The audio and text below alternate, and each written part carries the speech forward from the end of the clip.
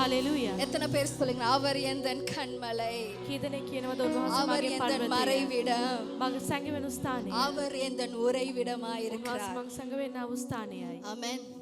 தாவீது ராஜாவை நீங்க பார்த்தீங்கன்னா දාවිත් රජුන් ඔබ බලනවා නම් வனாந்திரத்துல ஓடி திரிகிறார். වනාන්තරයේ දුවල යනවා. ஒரு பக்கம் அவருடைய குடும்பம், එක පැත්තක යාගේ ஒரு පවුල, பக்கம் சவுல் ராஜா, එක පැත්තක ஒரு සාවුල් பக்கம் රජා, படைகள் வந்தாலும் එක පැත්තක ගොඩක් දේවල් அவர் ආවා. ஓடி ஒளிஞ்ச ஒரு இடம் கர்த்தருடைய சன்னிதானத்துல தான். එයා ගිහිල්ලා හැංගුනේ උන්වහන්සේගේ ස්ථානයයි. தாவீது தேவனை பார்த்து சொல்றான், ஆண்டவரே நான் உம்மை முழுமையாய் நான் நம்புகிறேன். දාවිත් දෙවියන් වහන්සේ දෙස බලලා කියනවා මම ඔබව විශ්වාස කරන්නෙමි When you look into the මුළුමනින්ම. scriptures, David says, Lord, I trust in you. ඒ වචනේ කියනවා මම ඔබව විශ්වාස இந்த කරන්නෙමි. காலை நேரத்தில் உங்களுடைய பிள்ளைகளை குறித்து அவருடைய எதிர்காலங்களை குறித்து நீ கலங்கி நிற்கிறாயா? ඔබ දැන් ඔයාගේ දරුවා ගැන එයාගේ අනාගතය ගැන සිතන உன்னுடைய දුක් படிப்பை වෙනවද? குறித்து கவலையா இருக்கிறாயா? ඔයාගේ ඉගෙනීම ගැන දුක් වෙනවද? தாவீதை போல கர்த்தரை முழுமையாய் நம்பு. දාවිත් වගේ දෙවියන් වහන්සේව මුළුමනින් විශ්වාස කරන්න. புழுதியிலிருந்து உன்னை எடுத்து வந்த தேவன் දූවිලෙන් ඔබ අරන් ආපු දෙවියන් உனக்காக වහන්සේ மிகுதியானதை செய்யாம விடுவாரோ? ඔබ වෙනුවෙන් අනිත් දේවල් කරන්නේ නැතුව அதுதான் ඉන්නවද? கர்த்தர் மேல் வைக்கிற ஒரு நம்பிக்கை. ඒකයි දෙවියන් වහන්සේට அடுத்த තියෙන ආ பாடல், என் විශ්වාසය. நம்பிக்கையே உமக்கு ஸ்தோத்திரம். මගේ ඇදහිල්ල ඔබට ස්තුතියි. பாடுகிற பாடல் விசுவாசத்தோட அறிக்கை செய்து பாடும் பொழுது கர்த்தர் அந்த அறிக்கை மேல் கண்ணோக்கமாய் இருக்கிறார். ගායනා කරනවා ඒ ගීතිකාව උච්චාරණය කළ ගායනා කරනකොට දෙවියන් වහන්සේ ஒவ்வொரு ආසනවා. வரிகளை பாடும் பொழுது எனக்கு என்று ஆண்டவருடைய நாமத்தில் நாங்கள் பாட போகிறோம். ගායනා කරනකොට ඒක මට කියලා ගායනා அடுத்த කරන්න பாடலை ඕනේ. பாடி கர்த்தருடைய நாமத்தை மகிமைப்படுத்து. ඊළඟ ගීතිකාව ගායනා කළා උන්වහන්සේට ස්තුති කරමු.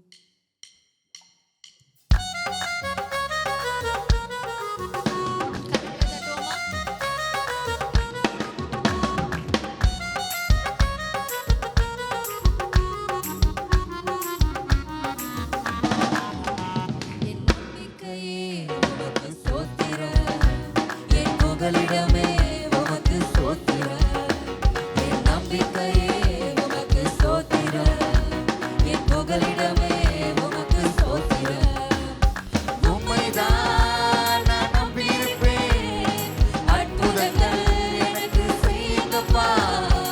உம்மைதான் நான் நம்பியிருப்பேன், அற்புதங்கள் எனக்கு செய்யுங்கப்பா. என் நம்பிக்கையே உமக்கு ஸ்தோத்திரம், என் புகலிடமே உமக்கு ஸ்தோத்திரம். என் நம்பிக்கையே உமக்கு ஸ்தோத்திரம், என் புகலிடமே உமக்கு ஸ்தோத்திரம். நூற்றுக்கு நூறு உம்மையே நான் நம்பிடுவேன், அற்புதம் செய்திடுங்க, அதிசயம் நடத்திடுங்க. நூற்றுக்கு நூறு உம்மை நான் நம்பிடுவேன். அற்புதம் செய்திடுங்க, அதிசயம் நடத்திடுங்க. மனிதர்கள் முன்பாக தலை குனிந்து போகாம உதவி செய்திடுங்க, உயர்த்தி வச்சிடுங்க. மனிதர்கள் முன்பாக தலை குனிந்து போகாம உதவி செய்திடுங்க. உயர்த்தி வச்சிடுங்க. உம்மைதான் நான் நம்பியிருப்பேன், அற்புதங்கள் எனக்கு செய்யுங்கப்பா. நம்பிக்கையோடு விசுவாசத்தோடு பாடுவோமா? ஆண்டவரே, உம்மை மட்டுமே நான் நம்பியிருக்கிறேன், எனக்கு செய்யுங்கப்பா. என் நம்பிக்கையே உமக்கு ஸ்தோத்திரம், என் புகலிடமே உமக்கு ஸ்தோத்திரம். என் நம்பிக்கையே உமக்கு ஸ்தோத்திரம், என் புகலிடமே உமக்கு ஸ்தோத்திரம். ஆராய்ந்து முடியாத அதிசயங்கள் செய்பவரே, அற்புதம் செய்திடுங்க, அதிசயம் நடத்திடுங்க. ஆராய்ந்து முடியாத அதிசயங்கள் செய்பவரே, அற்புதம் செய்திடுங்க, அதிசயம் நடத்திடுங்க.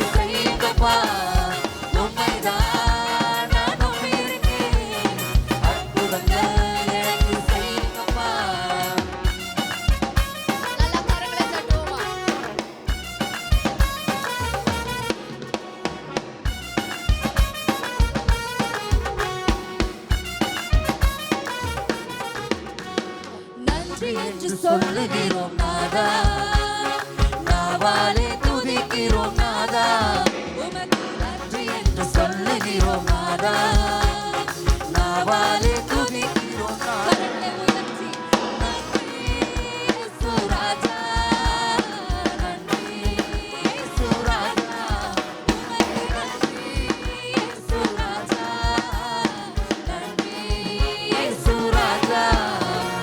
கடந்த நாட்கள் காத்தீரே நன்றி ராஜா, கடந்த நாட்கள் காத்தீரே நன்றி ராஜா, புதிய நாளை தந்தீரே நன்றி ராஜா, புதிய நாளை தந்தீரே நன்றி ராஜா. உமக்கு நன்றி என்று சொல்லுகிறோம் நாதா, நாவாலே துதிக்கிறோம் நாதா, உமக்கு நன்றி என்று சொல்லுகிறோம் நாதா, நாவாலே துதிக்கிறோம் நாதா.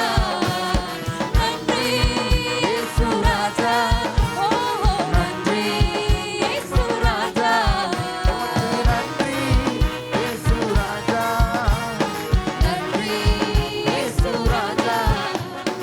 ஆபத்திலே காத்தீரே நன்றி ராஜா, ஆபத்திலே காத்தீரே நன்றி ராஜா, அதிசயம் செய்தீரே நன்றி ராஜா, அதிசயம் செய்தீரே நன்றி ராஜா. உமக்கு நன்றி என்று சொல்லுகிறோம் நாதா, சபையார் மட்டும் நல்லா உற்சாகமாய் கரங்களை தட்டி நன்றி இதயத்தோடு தேவனை ஆராதனை செய்வோம். நன்றி என்று சொல்லுகிறோம் நாதா, நாவாலே துதிக்கிறோம் நாதா.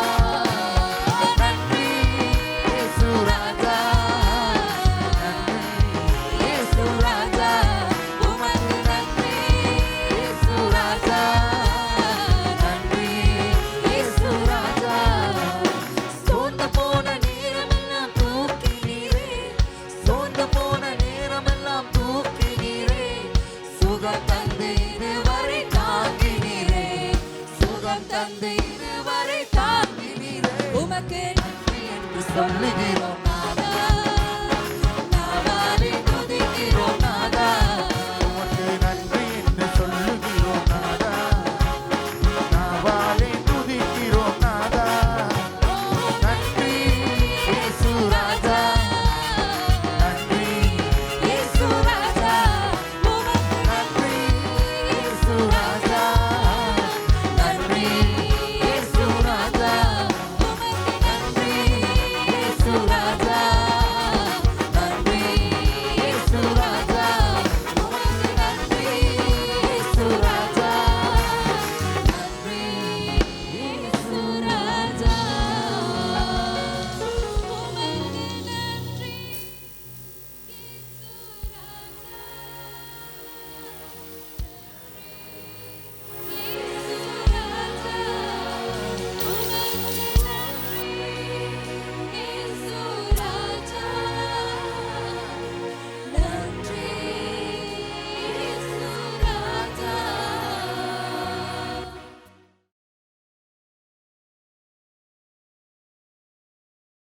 சரி, இந்த வசனத்தை நான் உங்களுக்கு காண்பிக்க விரும்புறேன். වචනයක් මම ඔබට පෙන්වන්න කැමතියි. 2 கொரிந்தியர் 2 කොරින්ති 3வது அதிகாரத்துக்கு திருப்பிக் கொள்ளுங்க. 3 වෙනි පරිච්ඡේදයට පෙරලා ගමු. 3வது அதிகாரத்துக்கு திருப்பிக் கொள்ளுங்க. 3 වෙනි පරිච්ඡේදයට. கடைசி வசனத்தை கவனிங்க. අපි අන්තිම වචනයට අවධානය යොමු කරමු. 2 கொரிந்தியர் 3வது அதிகாரம் 2 කොරින්ති 3 වෙනි පරිච්ඡේදයේ கடைசி வசனத்தை வாசிக்கலாமா? අන්තිම වචනය අපි කියවමු. எல்லாம் எடுத்துட்டீங்களா?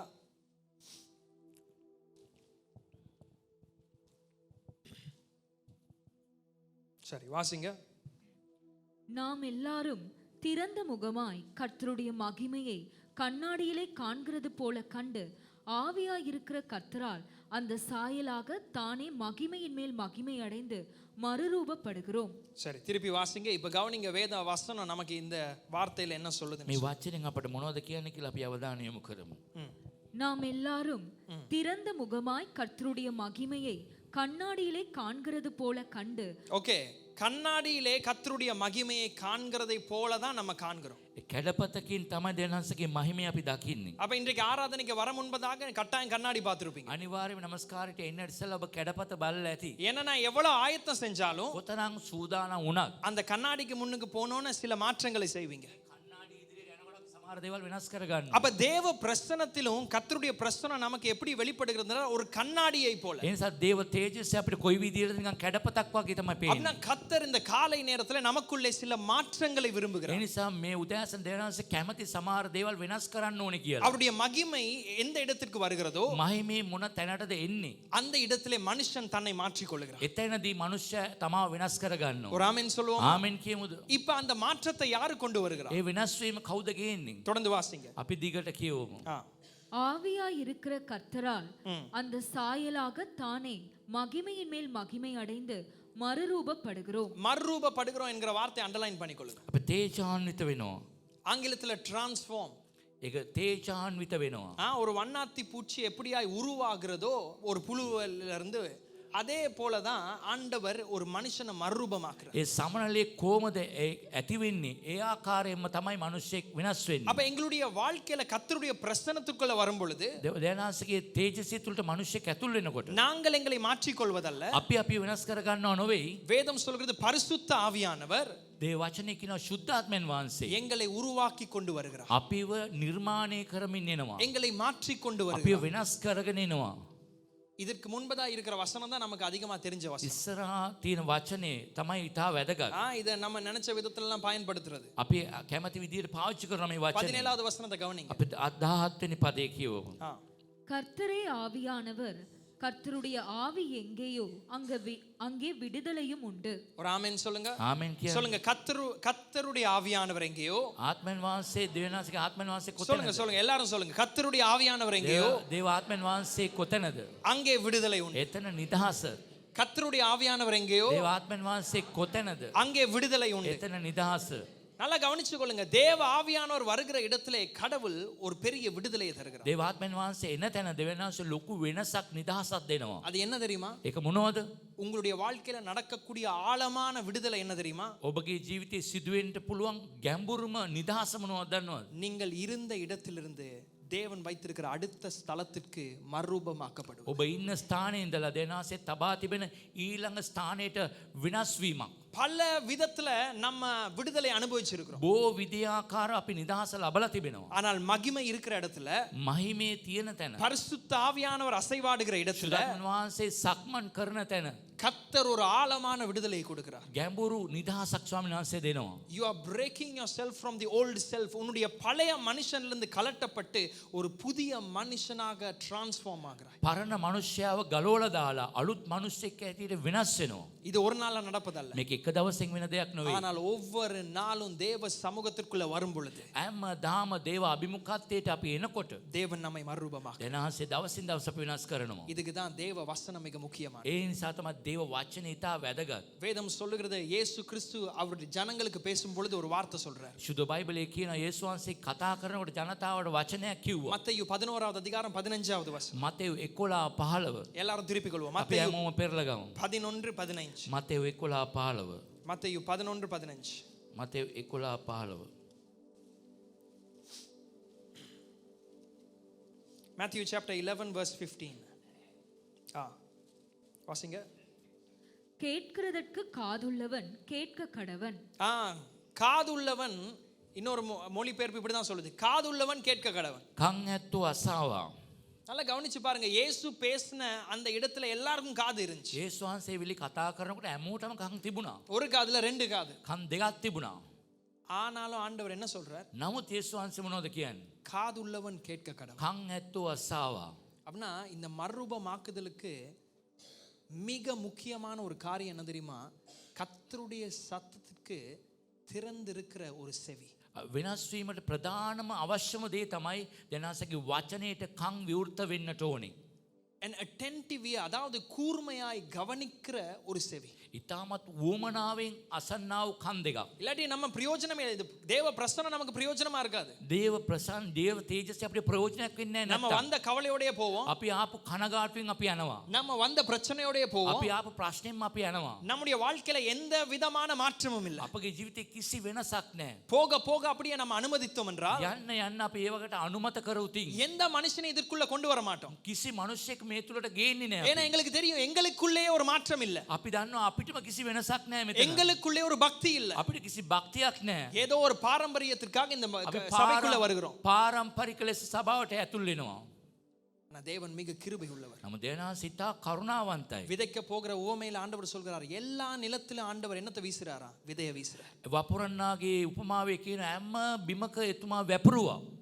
கடினமான இருதயத்திலும் விதை வீசப்படுது. ඉතාමත්ම දැඩි හිතකටත් වපුරනවා. கட்பாறையான இருதயத்திலும் விதை வீசப்படுது. ගල් තියෙන පර්වතයේ මතත් දෙවියන්සේ වැපරුවා. அப்ப இந்த காலை நேரத்தை எப்படி நான் பிரயோஜனமாய் மாற்றுவேன்? එහෙනම් මේ උදෑසන අපි කොහොමද මේ ප්‍රයෝජනවත් කරගන්නේ? எப்படி தேவ சந்நிதியை நான் பிரயோஜனமாய் මේ மாற்றுவேன்? දෙවියන්සේගේ අභිමුඛත්වයේ කොහොමද අපි ප්‍රයෝජනෙට ගන්නේ? அவருடைய சத்தத்துக்கு திறந்த ஒரு காதும், දෙවියන් වහන්සේගේ වචනයට විවෘත වූ කනක් තිබෙන්නට ඕනේ. அவருடைய சத்தத்துக்கு திறந்த ஒரு இருதயம். දෙවියන් වහන්සේගේ හදවත විවෘතව හදවත තියන වහන්සේගේ වචනේ අසන්ට. கடவுள் சொல்ற வார்த்தைக்கும் எங்களுடைய வாழ்க்கையின் அனுபவத்திற்கும் கேப் கூட கூட கூட. දෙවියන් වහන්සේ කියන වචනයටත් අපගේ ජීවිතයටත් පරතරය එන්න වැඩි වෙනකොට நான் சொல்றது நல்லா கவனிங்க. வேதத்துல நான் வாசிக்கிற வசனத்துக்கும் අපි හොඳට අවධානය යොමු කරන් අපි කියවන දේ වචනයටත් என்னுடைய வாழ்க்கையின் அனுபவத்திற்கும் ஒரு பெரிய இடைவெளி வந்துட்டுனா මගේ ජීවිතයේ අත්දැකීමට ලොකු පරතරයක් තිබෙනවා නම් எந்த பிரசங்கியார் பேசியும் உங்களுக்குள்ள விசுவாசத்தை கொண்டு வர முடியும். මොන වගේ දේශකයෙක් දේශනා කරත් ඔබ තුල ඇදහිල්ල ගේන්න බෑ. ஏன்னா உங்களால நம்ப முடியாது. ඔබට විශ්වාස කරන්න බෑ. நம்ம எத்தனை மனுத்தியாலம் பேசினாலும் நம்ப முடியாது. කොතරම් පැය ගාන කතා කරත් විශ්වාස කරන්න ஏன்னா බෑ. உங்களுக்கு தெரியும் மறுரூபமாக்கப்படுவேன் என்று வார்த்தையை நான் வாசிச்சாலும் எனக்குள்ள எந்த மாற்றமும் ඔබ இல்லை. දන්නවා වෙනස් වෙනවා කියන වචනේ කියවුවත් මා තුල වෙනසක් නැහැ. எப்படி இந்த இடைவெளியை நான் இன்னும் சிறிதாய் மாற்றுவேன்? කොහොමද මේ පරතරේ තව කිට්ටු කරගන්නේ ලං කරගන්නේ? கர்த்தருடைய வசனத்துக்கு உட்காரும் பொழுது திறந்த காது, දෙනාන්සේගේ අභිමුඛත්වයේ වාඩි වෙනකොට විවෘත වූ කනක් සමග වාඩි වෙන්න. திறந்த இருதயம். විවෘත වූ හදවතක් සමග. அப்ப தேவ வசனத்துக்கும் என் வாழ்க்கை அனுபவத்திற்கும் ஒரு இணைப்பு வருது. එතකොට දේ වචනයටයි මගේ ජීවිතයටයි ඊටම සම්බන්ධකමක් ඇති நான் වෙනවා. சொல்லுகிறது எத்தனை பேருக்கு புரியுது? මම කියන දේ ඔබට කී දෙනෙක් තේරෙනවද? தேவ பிரசனம் ஒரு பிரயோஜனமான இடம். දේව තේජසය කියන්නේ තා ප්‍රයෝජනමත් තැනක්. அதுல கர்த்தர் புரிந்து கொள்ளுதல தார, දෙනාන්සේ තේරුම් කිරීම දෙනවා. அது ஞானத்தை தார, ප්‍රඥාව දෙනවා. தலைமைத்துவத்தை தார, නායකත්වයේ දෙනවා. சமாதானத்தை தார, සමාදානය දෙනවා. சந்தோஷத்தை தார. සන්තෝෂය දෙනවා. என்ன என்ன தேவையோ அதை தேவ பிரசன்னத்துல தேடிக்கொள்ள. මොන මොන දේද අවශ්‍ය ඒ දේව තේජසය තුල අපිට ලබා ගන්න පුළුවන්. தேறினவனாய் வர வேண்டும். ඊටාම දක්ෂ ඊටා පරිණත කෙනෙක් ලෙස වෙනස් கர்த்தருடைய වෙන්න ඕන. பிரசன்னம் ஒரு பெரிய திறந்த ஒரு புஃபே போல, அது ஒரு பெரிய விருந்து. දෙනාන්සේගේ තේජසය කියන්නේ ලොකු බුෆේ එකක්. විවෘතව තියෙන ඕන දෙයක් ගන්න இந்த පුළුවන්. வாரம் என்ன தேவையோ தேவன் அதை உனக்கு தருகிறார். මේ සුමානේ මොනවද ඔබට අවශ්‍ය ඒ දේ ස්වාමීන් වහන්සේ දෙනවා. ஒரு ஆமென் சொல்லு. ආමෙන් කියන්න.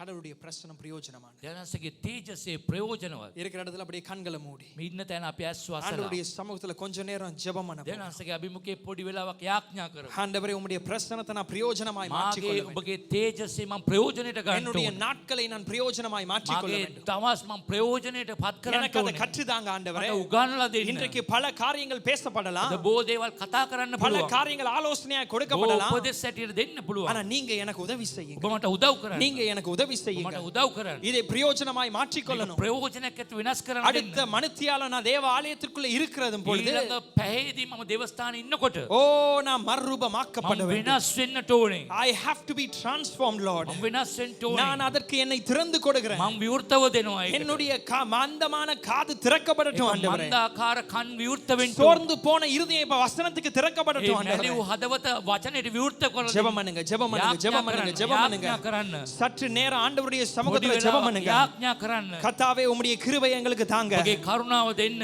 ஓ இது மறைக்கப்படக்கூடாது ஆண்டவரே. සැඟවෙන්න අරකයි. உம்முடைய சத்தியத்துல ஒரு விடுதலை இருக்கிறது. සත්‍යතාවේ නිදාස உம்முடைய තිබෙනවා. பிரசன்னத்துல ஒரு விடுதலை ඔබගේ இருக்கிறது. තේජසේ නිදාසක් තිබෙනවා. எங்களுக்கு உதவி செய்யுங்க උදව් ஆண்டவரே. කරන්න ස්වාමිනේ. ஹalleluya, හalleluya.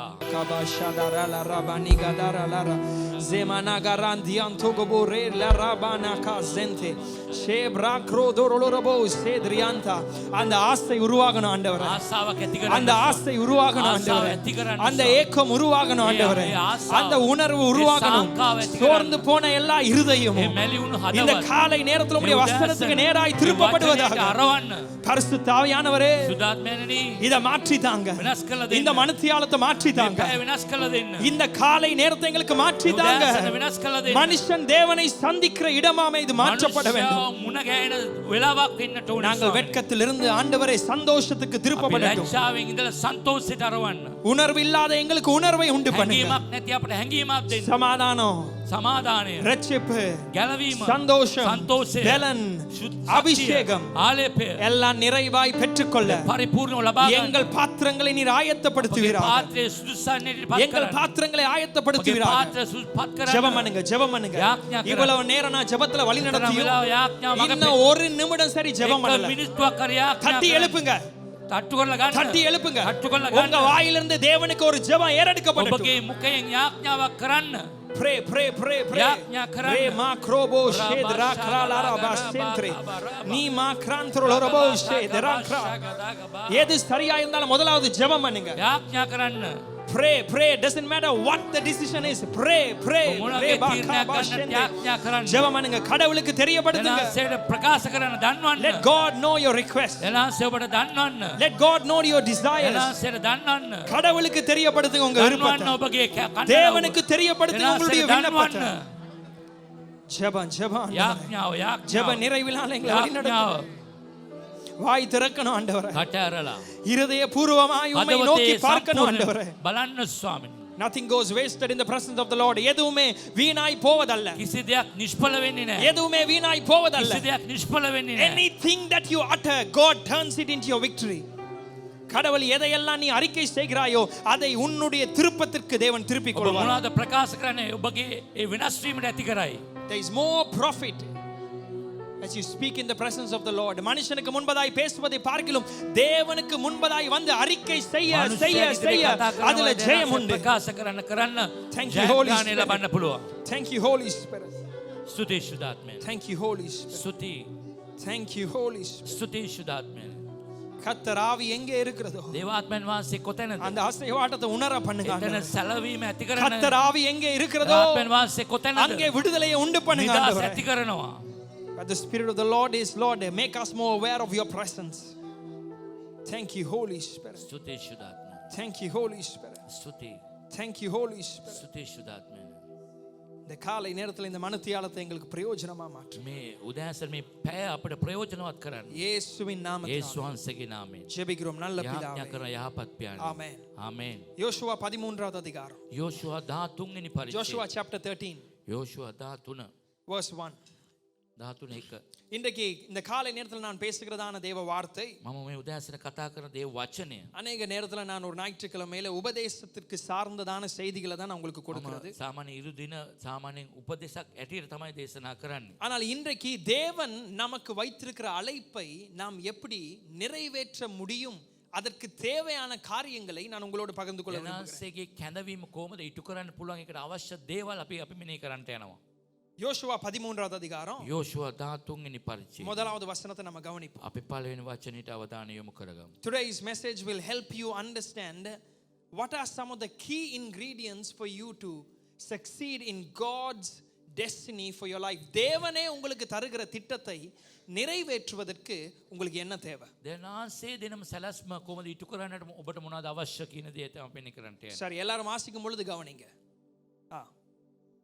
யோசுவா வயது சென்று முதிர்ந்தவனான போது கர்த்தர் அவனை நோக்கி, நீ வயது சென்றவனும் முதிர்ந்தவனுமானாய் சுதந்தரித்துக் கொள்ள வேண்டிய தேசம் இன்னும் மகா விஸ்தாரமாயிருக்கிறது. சரி, திருப்பி வாசிக்கும் பொழுது கவனிங்க. අපි නැවත කියවමු.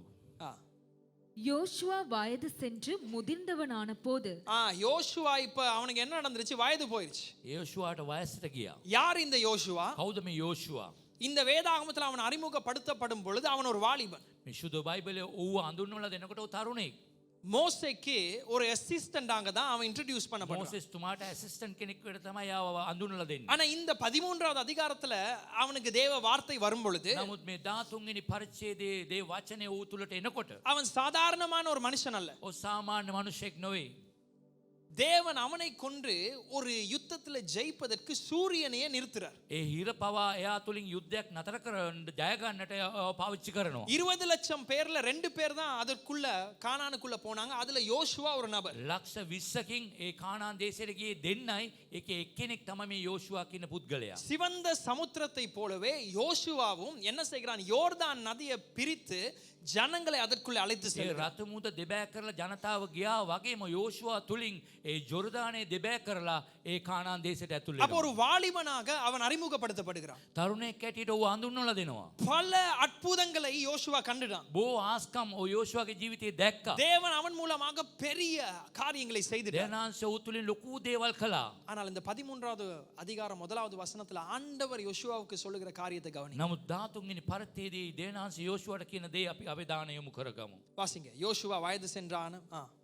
கர்த்தர் அவனை நோக்கி நீ வயது சென்றவனும் முதிர்ந்தவனுமானாய் சுதந்தரித்துக் கொள்ள வேண்டிய தேசம் இன்னும் மகா விஸ்தாரமாய் இருக்கிறது. சுதந்தரிக்க வேண்டிய தேசம் இன்னும் எவ்வளவு இருக்குதா? மகா விஸ்தாரமாய் இருக்கு. අපි උරුම කරගන්න ඕන ප්‍රදේශයේ විශාලව තිබෙනවා. இன்னும் வேலை இருக்குது. තව වැඩ තියෙනවා. இன்னும் கர்த்தருடைய சித்தத்தை நிறைவேற்றுவதற்கு வேலை இருக்கிறது. දේනාංශේ කැමැත්ත ඉටු කරන්න බෝ වැඩ තිබෙනවා. யோசுவாவை போல நம்ம இருந்திருந்தா යෝෂුවා වගේ අපි හිටියොතින් நம்ம நினைச்சிருப்போம் நம்ம வேலை முடிஞ்சிட்டு. අපි හිතනවා අපි ඉවරයි මේ වැයම දෙයක්ම කරලා. நம்ம நினைப்போம் நம்ம பெரிய பெரிய அற்புதங்களை கண்டுட்டோம். අපි ලොකු ආස්කම් දැක්කා.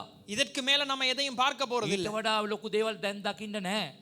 ஆனா ஆண்டவர் யோசுவாவுக்கு ஞாபகப்படுத்துறார். නමුත් යෝෂුවාට දේනාංශේ මතක් කරනවා. நீ பல காரியங்களை கண்டிருக்கலாம். ඔබ බෝ දේවල් දකින්න පුළුවන්. பல அதிசயங்களை உன் மூலமாய் நான் செய்துட்டேன். බෝ පුදුම දේවල් ඔබ තුලින් කරන්න පුළුවන්. ஆனா நான் எகிப்திலிருந்து உன்னை வெளியே கொண்டு வந்தது. නම් මිසරෙන් ඔබ එළියට ගෙනාවේ. கானான் தேசத்தை நீங்கள் எல்லாரும் சுதந்தரிக்க வேண்டும். කානාන් දේශයේ හැම දෙනාම ඒ උරුම කරගන්නට. கவனிங்க, கர்த்தர் பரலோகத்திலிருந்து எங்களுக்கு வச்சிருக்கிற திட்டத்தை நாங்க ஞாபகப்படுத்தாவிட்டால் நம்ம நடுவுல காண்ற எல்லாத்துக்குள்ளும் நம்ம திருப்தி அடைஞ்சிரும். අපි ස්වර්ගයේ අපිට පෙන්වන දේ අපි මතක් කරගත්තේ නැත්නම් මේ මගදී අපි දකින මේ ලෝකයේ දේවල් වලින් අපි තෘප්තිමත් වෙනවා. சில நேரத்துல உலக காரியமா இருக்கும். සමහරට ලෝක දේවල් වෙන්න சில පුළුවන්. நேரத்துல கர்த்தர் நமக்கு தருகிற நன்மையானதாக இருக்கும். සමහරට දෙනාසේ දෙන යහපත වෙන්න පුළුවන්.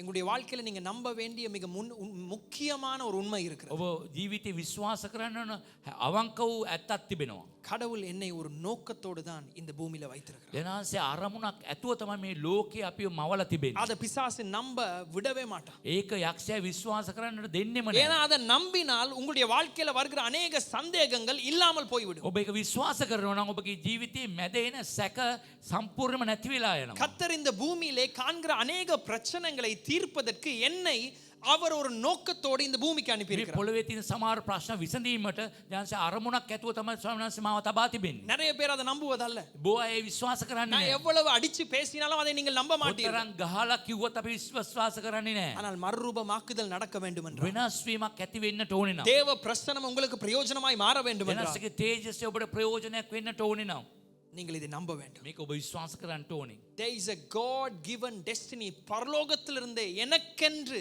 ஒரு தரிசனம் வைக்கப்பட்டது. ස්වර්ගයේ ඉඳලම මා උදෙසා දර්ශනයක් තබා තිබෙනවා. கர்த்தர் ஒரு சிலருக்கு அல்ல, සමහර අයට පමණක් නොවේ. ஒரு கூட்டத்திற்கு அல்ல, එක කණ්ඩායමකටක් විතරක් නොවේ. ஆனால் கர்த்தர் எனக்கு, දැනාංශේ මට, கர்த்தர் எனக்கு. දැනාංශේ මට. அதனால இந்த காலை நேரத்துல நீங்கள் ஓட்டத்தை ஆரம்பித்தோன சந்தோஷப்பட வேண்டாம். ඔබගේ දිවිල්ල පටන් ගත්ත ගමන් සන්තෝෂ වෙන්න එපා. இங்க யோசுவாவுக்கு தேவன் ஏன் இந்த வார்த்தையை கொடுக்கிறார் தெரியுமா? යෝෂුවාට ඇයි දෙවියන්සේ මේ වචනේ දෙන්නේ? நீங்கள் ஓட்டத்தை முடிக்க வேண்டும். මේක දිවිල්ල අවසන් කරන්න You ඕනේ. have to finish the race. நீங்கள் ஓட்டத்தை முடிக்க ඔබ வேண்டும். මේ රේස් එක දුවලා ඉවර කරන්න ඕනේ. கர்த்தர் தந்த தரிசனத்தை ஆரம்பிப்பதல்ல, அதை நிறைவேற்றி விட வேண்டும். දෙනාසේ දෙන දර්ශනේ පටන් ගන්නවා නොවේ ඒක අවසන් කරන්න ඕනේ. இயேசு கிறிஸ்து சிலுவையில இருக்கும் பொழுது என்ன சொன்னார்? යේසුස් ක්‍රිස්තුස් වහන්සේ කුරුසපත් වෙනකොට අන්තිමේදී මොනවද කිව්වේ? It is finished. මේක අවසන් කියලා කිව්වා. எனக்கு ஒப்புவிக்கப்பட்ட அந்த வேலையை நான் முடிச்சிருக்கிறேன். මට බාර කරපු වැඩේ මම සම්පූර්ණ ඉවර කළා. அதற்கு முன்பதாக அவரை கடத்திட்டு போக நினைச்சாங்க. ඊකට ඉස්සලා අරගෙන යන්න උත්සාහ දරුවා. அவர் சொன்னார், என் வேலையை நான் முடிக்கும் வரைக்கும் நாங்க போகவே மாட்டேன். මාගේ වැඩේ ඉවර වෙනකම් මම යන්නේ නැහැ. So God, கடவுள் நமக்கு ஒரு தரிசனத்தை தரும் பொழுது දැනන්ස අපට දර්ශනයක් දෙනකොට அதை ஆரம்பிக்க அல்ல, පටන් ගන්න පමණක් නොවේ. அதை முடிக்க தான் அவருடைய விருப்பம் இருக்கு. එයාගේ අවසන් කිරීම තමයි දෙනන්සගේ කැමැත්ත. அதனால பல நன்மையான காரியங்களை உங்களுடைய வாழ்க்கையில கண்டிருக்கலாம். බෝ යහපත් දේවල් ඔබගේ ජීවිතේ දකින්න පුළුවන්. ஆனால் இன்றைக்கும் கர்த்தர் உங்களை வளர்க்க விரும்புகிறார். තවමත් ඔබ වඩන්නට වර්ධනය කරන්නට කැමති. ஒரு ஆமென் சொல்லுங்க. ආමෙන් කියන්නට. நல்ல ஒரு ஆமென் சொல்லுங்க. ආමෙන් කියන්න. இன்றைக்கும் கர்த்தர் சொல்லுகிறார், நான் உனக்கு கற்றுக் கொடுக்க விரும்புகிறேன். ඔබට අදත් මං උගන්වන්න කැමති කියලා දෙවියන් වහන්සේ කියනවා. இன்னும் ஆவிக்குரிய காரியங்களை நீ காண வேண்டிய உயரங்கள் அதிகம் இருக்கிறது. තවත් ආත්මික දේවල් වල උසස් වීම තව දකින්නට ඕනේ. ஒரு ஆமென் சொல்லுங்க. ආමෙන් කියන්න. அதுதான் இந்த வார்த்தை. මේක තමයි ඒකේ වචනේ. கர்த்தர் நமக்கு வைத்திருக்கிற திட்டம். දෙනාන්සේ අපට තබා තිබෙන සැලැස්ම. ஏசாயா 43 එසායා 43 18வது வசனம். 18 වෙනි පරිච්ඡේදය. ஏசாயா 43 එසායා 43 18 19. 18 19. இது அநேக நேரத்துல நம்ம வாக்குத்தத்தமா அநேகருக்கு நம்ம கொடுப்பது வழக்கம். පොරොන්දුවක් ලෙස බොහෝ අයට අපි දෙන වචනයක්. வாசிங்க. முந்தினவைகளை நினைக்க வேண்டாம், ஆ. பூர்வமானவைகளை சிந்திக்க வேண்டாம். இதோ நான் புதிய காரியத்தை செய்கிறேன், இப்பொழுதே அது தோன்றும். ஒரு ஆமென் சொல்லுவோமா? ආමෙන් කියමුද? புதிய காரியத்தை தேவன் இன்றைக்கும் செய்கிறார். අලුත් කාර්යයන් අදත් කරනවා. எனக்கு தெரியும் சில நேரத்துல வாழ்க்கையில நடக்கிற சூழ்நிலைகள் பிரச்சனைகளை நீங்க யோசிச்சு பார்க்கும் பொழுது தேவ பிரசன்னத்துக்குள்ள இப்படி வருவதல்ல.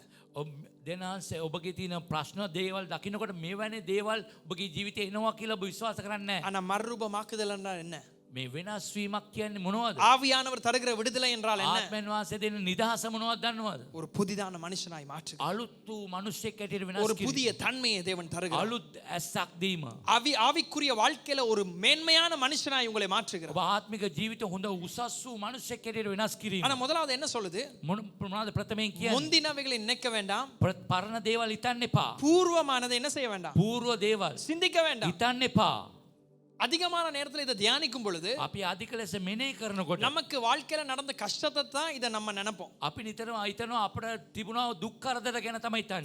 போன வருஷம் நடந்த கஷ்டம், ගිය අවුරුද්දේ තිබුණු අමාරුකම, போன வருஷம் நடந்ததான பிரச்சனை, ගිය අවුරුද්දේ සිදු වුණා ප්‍රශ්නය, எனக்கு ஏற்கனவே நடந்த அவமானம், මට සිදු වුණා වේලස්සෙන් අවමානය, இதெல்லாம் நெகட்டிவ், தவறான நெகட்டிவான பிரச்சனைகள். ඒවා වැරදි නෙගටිව් පැත්තට තිබෙන දේවල්. இதையே நினைச்சு கொண்டிருக்க கூடாது. මේ දේවල්ම හිතන්න නරකයි. இதையே குறித்து சிந்திச்சு கொண்டிருக்க මේ கூடாது. ගැනම හිතන්න නරකයි. கடவுள் புதுசா ஒன்ன செய்யணும்னு சொன்னா දැනන්ස අලුත් දෙයක් කරන්න ඕනේ නම් இதை நம்ம மறக்கணும். මේ දේ අමතක කරන්න ඕනේ. இது மிக உண்மையானது. මේක ඇත්ත. ஆனால் இது மாத்திரமல்ல, මේ පවණක් නෙවෙයි. இந்த நெகட்டிவான உணர்வுகளும் நெகட்டிவான சம்பவங்கள் மாத்திரமல்ல, මේ නෙගටිව් හැඟීම් නැත්තම් සිදුවීම්.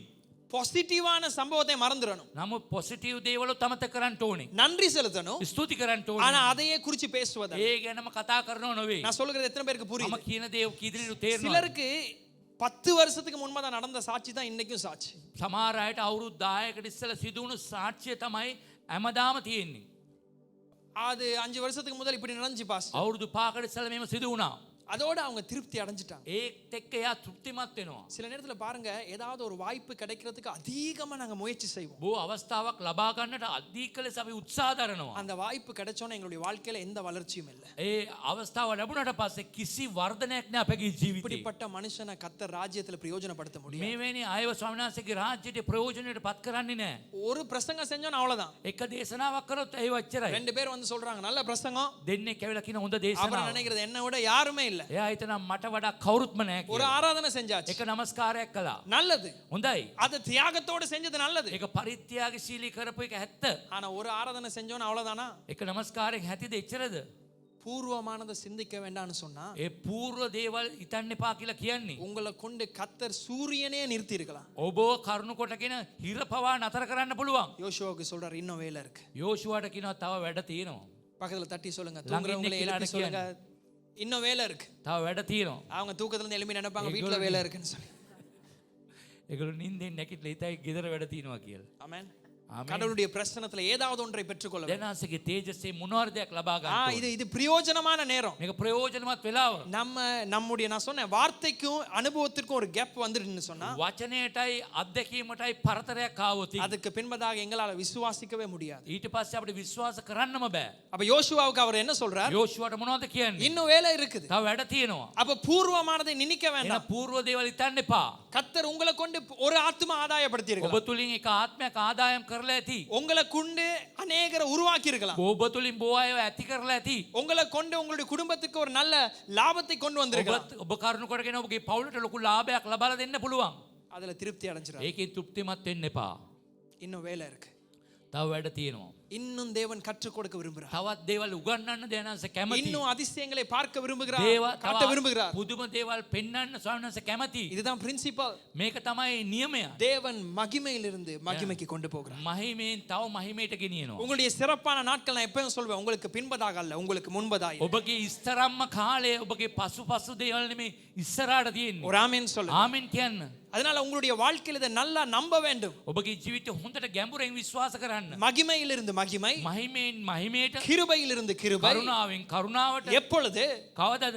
தேவன் நம்மோடு இருக்கிறபடி. එනාසේ අප සමග ඉන්න නිසා. வேதம் சொல்லுது, தாவீது தேவன் தாவீதோடு இருந்தபடினால நாளுக்கு நாள் அவன் என்ன அடைந்தான்? விருத்தி அடைந்தான். දේ වචනේ කියනවා දාවිත්තුමත් එක්ක දෙනන්සේ ඉන්න නිසා දවසෙන් දවස ඔහු වර්ධනය වුණා. அப்ப கஷ்டங்களை கண்டிருக்கலாம், ඔබ අමාරුකම් அவமானங்களை கண்டிருக்கலாம், අවමානය දකින්න පුළුවන්, பிரச்சனைகளை கண்டிருக்கலாம், ප්‍රශ්න දකින්න පුළුවන්, உபத்திரவத்தை கண்டிருக்கலாம். උපත්‍රවයන් දකින්න පුළුවන්. அத மறங்க. ඒ දේවල් අමතක කරන්න. அப்பதான் கர்த்தர் உங்களை மறுரூபமாக்கலாம். ඊට පස්සේ තමයි ඔබ වෙනස් කරන්න පුළුවන්. ஆனா சிலர் அதெல்லாம் மறந்துட்டீங்க. සමහර අය ඒ දේවල් අමතක කළා. ஆனா உங்களுக்கு நீங்க பெற்றுக்கொண்ட அதிசயங்களே இப்ப தங்கிட்டீங்க. ඔබට ලබාගත්තා පුදුම දේවල් වලින් ඔබ රැඳෙනවා. இதுதான் இஸ்ரவேலுக்கு நடந்துச்சு. මේක තමයි ඉස්රායෙල්ට සිදු වුණේ. எகிப்துல இருந்து வெளியே வந்துட்டு ඉස්සරෙන් එළියට ඇවිල්ලා கானானுக்கு போக மாட்டோம், කානාන් දේශයට යන්නේ නැහැ. நம்ம வனாந்திரத்துல අපි இருந்துருவோம். වනාන්තරයේ ඉමු. கடவுள் திருப்பி ஞாபகப்படுத்து. දෙනාසේ නැවත මතක් කරනවා. அதுதான் நான் சொல்றேன், கடவுள் நமக்கென்று வச்சிருக்கிற தரிசனத்துல கிளியரா இருக்கிறது ரொம்ப முக்கியம். දෙනාසේ අපට තබා තිබෙන දර්ශනය ගැන අපි හොඳ පැහැදිලිව සිටීම ඉතා වැදගත්. எகிப்துல இருந்து ஏன் வெளியே கொண்டு வந்தார்? මිසරෙන් මොකටද එළියට ගෙනාවේ? சூரியனை நிப்பாட்டல. ඒ ඉර නතර කරන්න නොවේ. எகிப்துல இருந்து ஏன் வெளியே கொண்டு வந்தார்? මිසරෙන් එළියට ගෙනාවේ. யோர்தானை கடக்கல. ජෝර්දාන් පසු කරන්න නොවේ. அதெல்லாம் கடக்கணும். මේ දේවල් කරන්න ඕනේ. ஆனா எதற்கு? මොනවටද?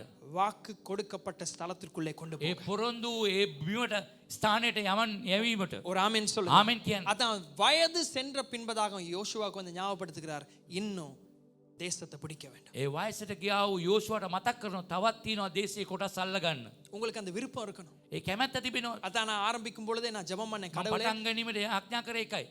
வளர வேண்டும் என்கிற விருப்பம், වැඩෙන්නට ඕනේ කියන කැමැත්ත. இன்னும் கர்த்தருக்குள்ளே நான் கட்டப்பட வேண்டும் என்கிற තවත් விருப்பம். දේනාසෙ තුල ගොඩනැගෙන්න ඕනේ කියන කැමැත්ත. ஐயோ என்னுடைய ஆவிக்குரிய வாழ்க்கையில் அடுத்த படிக்கு நான் போக வேண்டும் என்கிற டிசையர், அது ரொம்ப ஸ்ட்ராங். මගේ ආත්මික ජීවිතේ ඊළඟ පඩියට යන්න ඕනේ කියන කැමැත්ත ඊටමත් තදින් තිබෙන්නට ඕනේ. சிலர் வளராத அநேகருக்கு அந்த ஆசை இருக்கும்.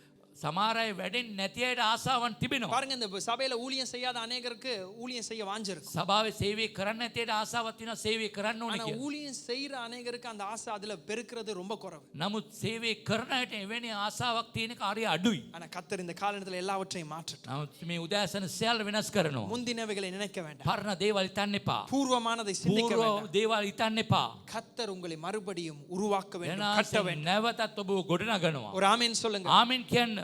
எங்களுடைய வாழ்க்கையில நாம திருப்தி அடைந்திர கூடாது. අපගේ ජීවිතය අපි තෘප්තිමත් වෙන්නෙම නරකයි. உலகத்துல பெரிய பெரிய கண்டுபிடிப்புகள் வந்துச்சு. ලෝකයේ ලොකු සොයා ගැනීම හම්බුණා. அதுல ஒன்றுதான் டைப்ரைட்டர். ටයිප්රයිටර්. அந்த டைப்ரைட்டரை கண்டுபிடிச்ச நேரத்துல ඒ ටයිප්රයිටර් හොයාගත්තට පස්සේ நினைச்சாங்க இதுக்கு பின்பதாக இத போல ஒரு கண்டுபிடிப்பு வரவே வராதுன்னு. මීට වඩා හොයා ගැනීමක් හොයාගන්න අමාරුයි කියලා. அவ்வளவு பிரபலியமா அதை அட்வர்டைஸ் பண்ணாங்க. ඒක ප්‍රසිද්ධ ලෙස ඒක දැන්වීම් කළා. ஆனா இன்றைக்கு டைப்ரைட்டர்னு சொன்னாலும் சிலருக்கு தெரியாது. දැන් සමහර අයට ওই ටයිප්රයිටර් කියන එක අලුත් ඉන්න දරුවන්ට දන්නෙත් නැහැ. கடவுள் எங்களை கொண்டு செய்கிற பெரிய பெரிய ஜெயங்கள்ல நன்றி செலுத்தணும், அதுல திருப்தி அடைஞ்சிடக்கூடாது. දෙනාසේ අප තුලින් කරන ලොකු දේවල්ට ස්තුති කරන්න ඕන. නමුත් ඒ තුලින් තෘප්තිමත් වෙන්න නරකයි නතර වෙන්න ஓ, නරකයි. நான் ஜெபம் பண்ணி என் ஜெபத்தை கேட்டார், මම යාඥා කරා මගේ යාඥාවට ඇසුවා. நன்றி, இப்ப நான் ஸ்துதி. மறுரூபமாக்கப்பட வேண்டும். මම වෙනස් වෙන්නට ඕනේ. நான் சாட்சி சொல்லி ஒரு மனுஷனை கர்த்தருக்குள்ள கொண்டு මම வந்தேன். සාක්ෂිය කියලා කෙනෙක්ව දෙනාසේ තුලට ගෙනාවා. நன்றி ஆண்டவரே, ஸ்துதி. என்ன பயன்படுத்துனீங்க, நன்றி. මම පාවිච්චි කරා ස්තුති. இப்ப அடுத்தது நான் என்ன මම செய்ய? ඊළඟ මොනවද කරන්න ඕනේ? இதான் மறுரூபமாக்கப்படும். මේක තමයි වෙනස් වීම. இதுதான் நாள்தோறும் புதிதானவைகளை காண்பது. දවසෙන් දවස අලුත් වීම දැකීම මේක තමයි. ஒரு ஆமென் சொல்லுங்க. ආමෙන් කියන්න. அதனால பழைய பிரச்சனையிலும் உங்களுடைய கவனம் போக கூடாது. පරණ ප්‍රශ්න වලට අපගේ අවධානය යොමු කරන්නෙත් නරකයි. பழைய காரியங்களிலும் உங்களுடைய கவனம், நன்மையானதிலும் உங்களுடைய கவனம் போக கூடாது. පරණ හොඳ දේවල් ගැනත් අපේ ඒ දේට යොමු වෙන්නෙත් නරකයි. நான் இதை மிக தாழ்மையா உங்களுக்கு சொல்ல விரும்புகிறேன். යටින් යටහත්ව ඉල්ලන්න කැමති. அதாவது எங்களுடைய என்ன சொல்ற ஜெனரேஷன், எங்களுடைய சந்ததி, எங்களுக்கு முன்பதாய் போன்ற சந்ததி இடத்திலிருந்து அநேகத்தை கற்றுக்கொள்ள வேண்டும். අපගේ මේ අලුත් පරම්පරාව ඒ පරණ අයගෙන් දේවල් ඉගෙන ගන්න ඕනේ. இதை வந்து நான் ஒரு குற்றப்படுத்தும்படியாக நான் சொல்லுகிற ஒரு காரியம் அல்ல. ஏன்னா நானும் சபையில ஒரு ஊழியனா இருக்கிறேன். මම ඔබට වැරද්දක් කියනව නෙවෙයි, මමත් සේවකෙක් ලෙස ඔබට කියන්න කැමතියි. அதாவது சில நேரத்துல நம்ம அந்த காலத்துல செஞ்சோம், அந்த காலத்துல செஞ்சோம், அந்த காலத்துல செஞ்சோம்னு சொல்றது இல்ல. அந்த காலத்துல உங்களை வச்சு தேவன் அதை செஞ்சாருன்னா இந்த காலத்திலும் தேவன் அதை செய்ய வேண்டும். අපි ඒ කාලේ කරා කීනවටත් වඩා ඒ කාලේ ස්වාමීන් වහන්සේ ඔබ අර කරා නම් මේ කාලේ ස්වාමීන් වහන්සේ කරන්න පුළුවන්. நான் சொல்றது நல்லா கவனிச்சுக்கொள்ளுங்க. මම කියන දේ ඔබ අවධානය යොමු இயேசு කරන්න. கிறிஸ்து நேற்றும் இன்றும் என்றும் மாறாதவர். යේසුස් වහන්සේ ඊයේත් අදත් එටත් කවදාවත් වෙනස් වෙන්නේ නැහැ. நம்ம அந்த காலத்தை குறித்து பேசுவதினாலே ඒ කාලේ ගැනම කතා කරන නිසා நாங்க கற்றுக்கொள்ளுகிறோம். අපි ඉගෙන ஆனா ගන්නවා. நீங்க உங்களையே வெட்கப்படுத்துறீங்க. නමුත් ඔයගොල්ලෝ ඔබ ලැජ්ජාවටපත් කරනවා. இக்கபோத் என்றால் என்ன? එකබෝත් කියලා කියන්නේ මොනවද? இஸ்ரவேலிலிருந்து மகிமை போயிட்டு. ඉස්රායේල් තුල මහිමේ ගියා. அப்படின்னா நடந்ததெல்லாம் எனக்கு பின்னுக்கு இல்ல. එහෙනම් මට සිදු වුණ දේවල් පස්සට නොවේ. தேவன் என்னோடு இருப்பதினால ஏன்னா இன்னும் மேன்மையானதை நான் இங்கே තවත් காண. හොඳ මහාන් මහිමානිත දේවල් දකිනවා. நல்ல ஒரு ஆமென் சொல்லுங்க. ආමෙන් කියන්නේ. அதனால 10 வருஷத்துக்கு முன்பதாக தேவன் எந்த அக்கினியோடு உங்களை பயன்படுத்தினாரோ අවුරුදු 10කට ඉස්සෙල්ලා කොහොමද ගින්නක් ලෙස ඔබ පාවිච්චි කළේ? இன்றைக்கும் தேவன் அதை பயன்படுத்தலாம். අදත් ඔබට පාවිච්චි කරන්න පුළුවන්. ரெண்டு காரியம் செய்வார். කාරණා දෙකක් කරනවා. ஒன்று அதே அக்கினியை தருவார். ඒ වගේ ඒ ගින්නම දෙනවා. இல்லாவிட்டால் නැත්තම් அந்த அக்கினியை எடுத்து செல்லுகிற அநேகரை உங்களை வைத்து உருவாக்க வைப்பார். ඒ ගින්න ගෙනියන්න ඔබ වගේ ඇති කරනවා තව අයව. ரெண்டையும் பிடிச்சு கொள்ள வேண்டும். දෙකම සඳහන් කරගන්න. நீங்களே தலைமைத்துவத்தில் இருக்க முடியாது. ඔබම නායකත්වයෙන් ඉන්න බෑ. ஆனால் நீங்கள் அநேகரை அந்த தலைமைத்துவத்துக்கு உருவாக்குவீங்க. ඔබ තව බොහෝ අයව නායකත්වයට ඇති කරගන්න පුළුවන්. அதுதான் வியாழக்கிழமை நம்ம கற்றுக்கொண்டோம். ඒ නිසා තමයි බ්‍රහස්පති අපි ඉගෙන ගත්තේ. எலியாவுடைய ஓட்டம் முடியும் பொழுது එලියාගේ දිවිල අවසන් වෙනකොට ஆண்டவர் சொல்றார், நீ எலிசாவை தேடிரணும், දැන් එලිසා හොයන්න. ஜெகுவை தேடிரணும், ராஜா. රජෙක් ඇටියට පත් කරන්න. அதனால கவனிங்க, ஒரு காலத்துல நாம் தேவனால் பயன்படுத்தப்படுகிறோம். කාලයක් අපි දෙනාසේ තුලින් පාවිච්චි වෙනවා. அது அதோட முடிவதல்ல. එතනින් අවසන් වෙන්නේ නැහැ. ஒன்று தேவன் எங்களை தொடர பண்ண வேண்டும். එක දිගටම අපි ගමන් කරන්න සලස්වන්න ඕනේ. இல்லாவிட்டால் எங்கள் மூலமாய் அதை செய்யக்கூடிய அநேகரை உருவாக்கிறார். නැත්තම් අපි වගේම තවත් කරන්න පුළුවන් අයව ඇති කරන්නට ඕනේ. யோசுவாவுக்கு ஆண்டவர் என்ன சொல்றார்? යෝෂුවාට මොනවද කියන්නේ? இன்னும் நிறைய வேலை இருக்கு. දැන් බොහෝ වැඩ තිබෙනවා. ஒரு ஆமென் சொல்லுவோம். ආමෙන් කියමුද? எல்லா காலங்களுக்கும் பிரயோஜனமான ஒரு மனுஷனா வாழணும். හැම කාලෙම ප්‍රයෝජනවත් වූ මිනිසෙක් ඇටියට ජීවත් වෙන්න ඕනේ. இதுக்கு நாம் என்ன செய்வது? අපි ඒකට මොනවද කරන්නේ? முதலாவது, ප්‍රථමයෙන් நல்லா எழுதி கொள்ளுங்க, ලියා ගන්න. தரிசனம். දර්ශනය. தேவன் எனக்கு வைத்திருக்கிற தரிசனம் மிக முக்கியம். දැනාන්සේ මට තබා තිබෙන දර්ශනය ඉතා වැදගත්. If you want to finish God's destiny on your life, you have to have a clear picture of what God has called you to be. தேவன் உங்களை எதற்கென்று அழைக்கிறாரோ மிகவும் தெளிவான ஒரு வரைபடம் உங்களுக்கு இருக்க வேண்டும். දැනාන්සේ මොනවටද කැඳවන්නේ කියලා පැහැදිලි චිත්‍රයක් ඔබට තිබෙන්නට ඕනේ. எழுதிட்டீங்களா? ලිව්වද? சொல்லுங்க, முதலாவது தரிசனம். ප්‍රථමයෙන් දර්ශනය. எல்லாரும் சொல்லுங்க, எல்லாரும் சொல்லுங்க, தரிசனம். කියන දර්ශනය. தரிசனம், දර්ශනය. விஷன், தரிசனம். දර්ශනය. ஏன் இதை சொல்றேன் தெரியுமா? ඇයි මොනවද දන්නවද කියන්නේ හේතුව? நாங்க வளர வேண்டிய ஒரு பெஞ்ச் மார்க் நமக்கு இருக்கு. අපිට වැඩෙන්න ඕන මාක්කයක් තිබෙන්න ඕනේ. ஆவிக்குரிய வாழ்க்கையில நான் எது வரைக்கும் நான் வளருவது? මම ආත්මික ජීවිතේ කොතරම් දක්වා වැඩෙන්නට ඕනේ. நமக்கு அந்த டார்கெட் இல்லன்னு சொன்னா ඒ ටාගට් එක අපිට නැත්තම් நம்ம சின்ன சின்ன காரியங்களை திருப்தி அடைஞ்சிருவோம். අපි පොඩි පොඩි දේවලින් තෘප්තිමත් වෙනවා. இப்போ ஒரு உதாரணத்துக்கு උදාහරණයක් ලෙස ஒரு 5 பேர் ஒரு எக்ஸாம்ல உட்கார்றோம். 5 දෙනෙක් විභාගයේ වාඩි වෙනවා. நார்மலா ஒரு எக்ஸாம்ல என்ன கட் அவுட் மார்க்ஸ்? ඒ කට් අවුට් මාක් එක මොනවද විභාගයක?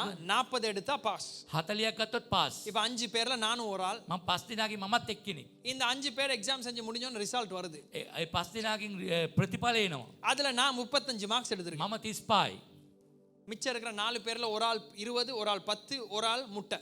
එක්කෙනෙක් 20යි, එක්කෙනෙක් 10යි, එක්කෙනෙක් 0යි. இப்போ இந்த 5 பேர்லயும் யார் அதிகமான மார்க்ஸ்? මේ 5 දිනකින් කාටද වැඩි ලකුණු? 35 எடுத்தவன் தான் அதிகமான மார்க்ஸ். 35ක් ගත්ත මට තමයි ලකුණු அப்ப වැඩි. எங்க 5 பேருக்குள்ள நான் யாரு? මේ 5 දිනා තුල මම කවුද? நான் தான் ஃபர்ஸ்ட். මම තමයි එක. ஆனா பெஞ்ச் மார்க் என்ன? නමුත් ඒකේ මාක් එක මොනවද? 40. 40. அப்படின்னா எக்ஸாம் வந்து செய்யாதவனும் நானும் ஒண்ணுதான். ඒ එක්සෑම් කරපු නැති කෙනත් මමත් එක සමානයි. நான் 35 මම எடுத்திருந்தாலும் 35ක් ගත්තත් எக்ஸாம் பாஸ் பண்ணனா එක්සෑම් එක පාස් වුණාද? இல்ல. නෑ. 10 எடுத்தவனும் எக்ஸாம் பாஸ் இல்ல. 10 ගත්ත එක්කෙනත් පාස් එක නෑ. எக்ஸாமுக்கு வராதவனும் எக்ஸாம் பாஸ் இல்ல. එක්සෑම් එකට ආපු නැති අය පාස් නෑ. Bench mark. ඒක බෙන්ච්මාර්ක්. ஆவிக்குரிய வாழ்க்கையில சபைக்கு நேரத்தோட வந்தோனே எங்களுக்கு திருப்தி அவ்வளவுதான் அப்பா. අපි සභාවට වේලස්සනින් ආව අපි තෘප්තිමත් වෙනවා. அது நீங்க வைக்கிற ஸ்டாண்டர்ட். ඒක ඔබ තබා තිබෙන ස්ටෑන්ඩඩ් එක. வசனத்துல தேவன் ஒவ்வொரு கிறிஸ்தவனுக்கும் ஒரு தரிசனமான வாழ்க்கை வச்சிருக்கார். නමුත් ක්‍රිස්තියානි ජීවිතයේ හැම දේ වචනේ තියෙනවා දර්ශනයක්. 2 வருஷமா நான் வேதத்தையே தூக்கிட்டு வரல. අවුරුදු දෙකක් මම බයිබලේ ගෙනාවේ නෑ. வேதத்தை திருப்பினோனே எங்களுக்கு ஒரு சந்தோஷம். සුදු බයිබලේ පෙරපු ගමන් අපිට සන්තෝෂයි. பாத்தீங்களா எவ்வளவு லோ ஸ்டாண்டர்ட்னு. කොතරම් අඩු ප්‍රතිඵලයක්ද කියලා. இதுதான் எங்களை கொண்டு தேவன் தேசங்களை மறுரூபமாக்க முடியும். මේ තුලින් දේශය වෙනස් කරන්න බෑ. சிலருக்கு வசனத்தை எழுதவும் முடியாது. සමහර අයට වචනේ ලියන්නත් බෑ. அதெல்லாம் நாங்க பழக மாட்டோம் பாஸ். ඒක අපි පුරුදු වෙන්නේ නෑ. வசனத்தை திருப்பவும் மாட்டோம். වචනේ පෙරලන්නේ නෑ. நம்ம நேரத்துக்கு வரவும் மாட்டோம். වෙලාවට එන්නේ නෑ. நான் ஏன் இது சொல்றேன்னா இதுதான் நம்முடைய சபையில நம்ம காண்றோம். නමුත් අපි මේක ඇයි කියන්නේ හේතුව මේක තමයි සභාව අපි அதனால දකින්නේ. நமக்குள்ளே நம்ம வச்சிரோம். අප තුල අපි තබා තිබෙනවා. நான் 35 මම நீ 35 10 ඔබ 10 நீ 5 ඔබ 5 அதனால நான் ஒரு சிறந்த ஜெப வீரன். නමුත් මම ඉතා ස්තරම් වූ යාඥා யாரு වීරයෙක්. சொன்னா நீங்க சிறந்த ஜெப வீரன்? කවුද කිව්වේ ඔබ හොඳ දක්ෂ යාඥාකාරයෙක් කියලා? உங்களை சுத்தி இருக்கிறவங்க சொல்லலாம். ඔබගේ වටේ ඉන්න අය කියන්න ஆனா පුළුවන්. வேதம் நமக்கு என்ன ஸ்டாண்டர்ட் வச்சிருக்கு? නමුත් දේ වචනේ මොන වගේ ස්ටෑන්ඩඩ් එකක්ද අපි තබලා තිබෙන්නේ? நான் சொல்ற எத்தனை பேருக்கு புரியுது? කියන දේ කීදෙනෙක් තේරෙනවද? ஊழியத்துல அதுதான் ஸ்டாண்டர்ட். සේවකයේ ඒකේ තමයි ස්ටෑන්ඩඩ් එක. நீங்கள் முயற்சி செய்வது நல்லது. ඔබ උත්සාහ කිරීම හොඳයි. உங்கள் குடும்ப வாழ்க்கையில தேவன் வச்சிருக்கிற ஸ்டாண்டர்ட் என்ன? ඔබගේ පවුල ජීවිතයේ ඔබට තබා තිබෙන ස්ටෑන්ඩඩ් එක ஒரு මොනවද? ஊழியம் செய்கிற நீங்க தேவன் வச்சிருக்கிற ஸ்டாண்டர்ட் என்ன? සේවය කරන කෙනෙක් කොහොමද ස්ටෑන්ඩ් එකක් තියන්නේ? அதுக்கு தான் விஷன், தரிசனம். දර්ශනය. தரிசனம் இல்லாட்டி நம்ம அலமோதுவோம். ඒ දර්ශනයක් නැතුව අපි ඇලැප්පෙනවා අපි. கத்தர் சொல்லுகிற தரிசனத்தை எப்படி நான் அறிஞ்சு கொள்வது? දනාසේ කියන දර්ශනය අපි කොහොමද තේරුම් ගන්නේ? கத்தர் எனக்கென்று வச்சிருக்கிற தரிசனத்தை எப்படி அறிஞ்சு මට கொள்வது? තියෙන දර්ශනේ මම කොහොමද තේරුම් ගන්නේ? மனுத்தியால கணக்காக தேவனுடைய சமூகத்துல உட்காரணும். පැය ගණන් දේව අභිමුඛයේ වාඩි වෙන්නට சும்மா ඕන. ஒரு பிரசங்கத்துல உங்களை கூப்பிட்டு சொல்ல முடியாது இதுதான் தேவன் உங்களுக்கு செய்ய போறாருன்னு. ඔය එක දේශනාවකින් කියන්න බෑ දෙනාසේ මේක තමයි ඔබට කරන්න යන්නේ කියලා. வார்த்தையில அமரணும். වචනේ වාඩි වෙන්න ඕන. இயேசு கிறிஸ்து நாசரேத் ஊர்ல வரும் பொழுது යේසුස් ක්‍රිස්තුස් වහන්සේ නාසරෙත් නුවරට එනකොට அங்க வேதம் சொல்றது ஏசாயா சுருள் அவர் எடுத்து එසායා කියන ඒ ලිපිය පෙරලලා 60வது அதிகாரத்தின் முதல் வசனத்தை வாசிச்சு ඒ சொல்றார். 8 වෙනි පරිච්ඡේදයේ පළවෙනි පදේ தேவ කියවනවා. ஆவியானவர் என் மேல දේව இருக்கிறார். ආත්මන් වහන්සේ මා තුල ඉන්නවා. அதனால நான் புறஜாதிக்கு சுவிசேஷத்தை எடுத்து මම செல்லணும். අන්‍ය ජාතීන්ට සුභාරංචිය ගෙනියන්න அந்த ඕනේ. வேத பகுதியை வாசிட்டு சொல்றாரு இது இன்றைக்கு உங்கள் கண்களுக்கு முன்பதாய் நிறைவேறுது. ඒ වචනේ කියවලා කියනවා මේ වචනේ අද දවසේ ඉටුණා කියලා. அப்படின்னா பல வசனம் பழைய ஏற்பாட்டுல இயேசுவுக்கு தெரிஞ்சிருக்கு. බෝ වචන සුදු බයිබලයේ යේසුස් වහන්සේට දන්නවා. ஆனா குறிப்பா ஒரு வசனத்தை எடுக்கிறேன். නමුත් එයාටම අවශ්‍ය වචනේ ගන්නවා. அப்படின்னா தேவன் எனக்கு வைத்திருக்கிற தரிசனத்தை நான் முதலாவது எங்கே அறிந்து கொள்வது? வார்த்தையில. දේව දර්ශනය මට තිබෙන බව කොහොමද මම දැනගන්නේ? දේව වචනේ තුල. எஸ்தர் கதரில எஸ்தர் மாத்திரமல்ல மொர்தெகாய்க்கும் ஒரு இடம் இருக்கு. එස්තරගේ කතාවේ එස්තරාට පමණක් නොවේ මොර්දෙකායට තැනක් තියෙනවා. தாவீதுடைய கதையில சாமுவேலுக்கு ஒரு கதை தாவீது- ஒரு பகுதி இருக்கு. දාවිද්ගේ කොටසේදී සාමුවෙල්ට තැනක් තිබෙනවා. தாவீதுடைய கதையில யோனத்தானுக்கு ஒரு பங்கு இருக்கு. ඒ දාවිද්ගේ කතාවේ ජොනතාන්ටත් කොටසක් තිබෙනවා. கத்தர் எனக்கு என்னத்தை வச்சிருக்கிறார்? දැනාසේ මට මොනවද තබා තිබෙන්නේ? வசனத்துல அமரணும். වචනේ වාඩි වෙන්න. தீர்க்க தரிசனங்களை எடுத்துக்கொள்ளணும். දිවස් වාක්‍ය ගන්නට ඕනේ. கவனிங்க, தீர்க்க தரிசனம் முழுமையான படத்தை நமக்கு தராது. ඒ සම්පූර්ණ දිවස් වාක්‍යයේ සම්පූර්ණ චිත්‍රය අපිට දෙන්නේ නැහැ. தீர்க்க தரிசனங்கள் வேதம் நமக்கு சொல்லுகிறது. பவுல் சொல்லுகிறார் அது பகுதியாய் நமக்கு வெளிப்படுத்தப்படுது. පවුල්තුමා කියන කොටසක් අපට එළදරව් කරනවා. அப்படின்னா தேவ வார்த்தையை சேர்த்துக்கொள்ளணும். දේව වචනේ එකතු කරගන්න ඕනේ. கத்தர் எனக்குள்ளே வைத்திருக்கிற தாளந்துகள் என்ன? දැනාසේ මා තුළ තිබෙන ටැලන්ට් මොනවද? கத்தர் எனக்குள்ள வைத்திருக்கிற வரங்கள் என்ன? මොනවද වරම් මොනවද? கத்தர் என்னை எப்படியாக உருவாக்கி கொண்டு வருகிறார்? දැනාසේ මාව කොයි විදියටද නිර්මාණය කරගෙන ඉන්නේ? என்னுடைய பின்னணி எப்படிப்பட்டது? මගේ පසුබිම කොහමද? இதை எல்லாவற்றையும் சேர்த்து கோர்த்து பார்க்கும் பொழுதுதான் கத்தர் எனக்கு வைத்திருக்கிறதான பரலோக திட்டம் என்ன? මේ හැම දෙයක්ම එකතු කරලා බැලුවම තමයි තේරෙන්නේ ස්වර්ග රාජ්‍යයේ මට තබා තිබෙන සැලැස්ම මොනවද කියලා. அதனால நமக்குள்ளே போட்டி. අපි තුලම තරගයක්. ஒரு சின்ன காரியத்தை ஊழியத்துல செஞ்சோம்னா நம்ம நினைக்கிறது எங்களை விட யாரும் இல்ல. අපි පොඩි දෙයක් සේවය කරනකොට මං වගේ කවුරුත් නැහැ කියලා හිතනවා. நம்ம ஒரு வியாபாரத்தை செஞ்சோம் நம்ம நினைக்கிறது நம்மள போல சபையில வேற வியாபாரி இருக்க மாட்டான். අපි ව්‍යාපාරයක් කරා වෙන සභාවේ මං වගේ ව්‍යාපාරිකයක් නැහැ කියලා. அது உண்மையா இருக்கலாம். ඒක ඇත්ත වෙන්න පුළුවන්. ஆனா கர்த்தருடைய ஸ்டாண்டர்ட் வித்தியாசம். නමුත් දේනාසේගේ ස්ටෑන්ඩඩ් එක විනාශ. கர்த்தருடைய ஸ்டாண்டர்ட் என்ன சொல்லுது? ස්ටෑන්ඩඩ් එක මොනවද நீ කියන්නේ? ஜாதிகளுக்கு ஆசீர்வாதமா ඔබ இரு. ජාතීන්ට ආශිර්වාදයක්. ஒரு ஆமென் சொல்லுவோமா? ආමෙන් කියන්නේ. அதனால இதுல நான் என்னையும் தான் நான் சேர்த்துக் கொள்கிறேன். මම මාවත් එකතු කරගන්නවා. இதுல தான் நம்ம வளர வேண்டும். මෙතනින් වැඩෙන්ට ඕනේ. இப்படிப்பட்டவர்களாய் வளர வேண்டும். මේ වාගේ වැඩෙන්ට ඕනේ. அப்படினால் ஒவ்வொரு ஆராதனையிலும் அமரும் பொழுது கேட்கணும், ஆண்டவரே நீர் எனக்கு என்னத்தை கற்று தருகிறீர்? හැම නමස්කාරේ වාඩි වෙනකොට ආන්න ඕනේ ස්වාමීනි මට මොනවද අද උගන්වන්නේ? என்னை உருவாக்குங்க ஆண்டவரே. මාව ඇති කරන්න. என்னை உம்முடைய கரங்களினாலே என்னை ஒரு மனுஷனாய் உருவாக்குங்க. ඔබගේ දෑතින් මම හොඳ මිනිස්සෙක්ට නිර්මාණය කරන්න. ஒரு ஊர்ல கண்ணு தெரியாத ஒரு ஊர்ல ගමක ඇස් පේන්නේ නැති யாருக்குமே அந்த ஊர்ல கண்ணு தெரியாது. ඒ ගමේ ඉන්න කිසි කෙනෙකුට ඇස් පේන්නේ නැහැ. அதுல கொஞ்சம் ஒரு கண் தெரியறவன் தான் ராஜா. එක පැහැක් පෙන්න කෙනා තමයි රජතුමා. கடவுளுடைய ஸ்டாண்டர்ட். දෙනාසගේ ස්ටෑන්ඩඩ් එක. வசனத்துல அந்த விருப்பம் வராட்டி இதெல்லாம் அடையவே முடியாது. වචනේ කැමැත්තක් ඔබට නැත්තම් මේ කිසි දෙයක් ඔබට අත්විඳින්න බෑ. அது 50 வருஷம் ஆனாலும் අවුරුදු 50ක් වුණත් நம்ம ஒரு சாட்சியை வச்சுட்டு தான் நம்மளோட கதையை එක සාක්ෂියක් තියාගෙන තමයි අපේ කතාව ගෙනියන්නේ. கடவுள் என்னை உருவாக்கணும். දෙනාසේ ඇති කරනවා. கடவுள் என்னை மாற்றி கொண்டு வர වෙනස් வேண்டும். කරගෙන එනවා. என் மூலமாய் மற்றவர்களை உருவாக்க வேண்டும். මා තුලින් තවත් අයව නිර්මාණය කරන්න ඕනේ. யோசுவாவுக்கு வந்து சொல்கிறார், යෝෂුවාට ඇවිල්ලා කියනවා இன்னும் உனக்கு வேலை இருக்கு. තවත් වැඩ තිබෙනවා. ஒரு ஆமென் சொல்லுவோம். ආමෙන් කියන්නේ. அவ முதலாவது என்ன?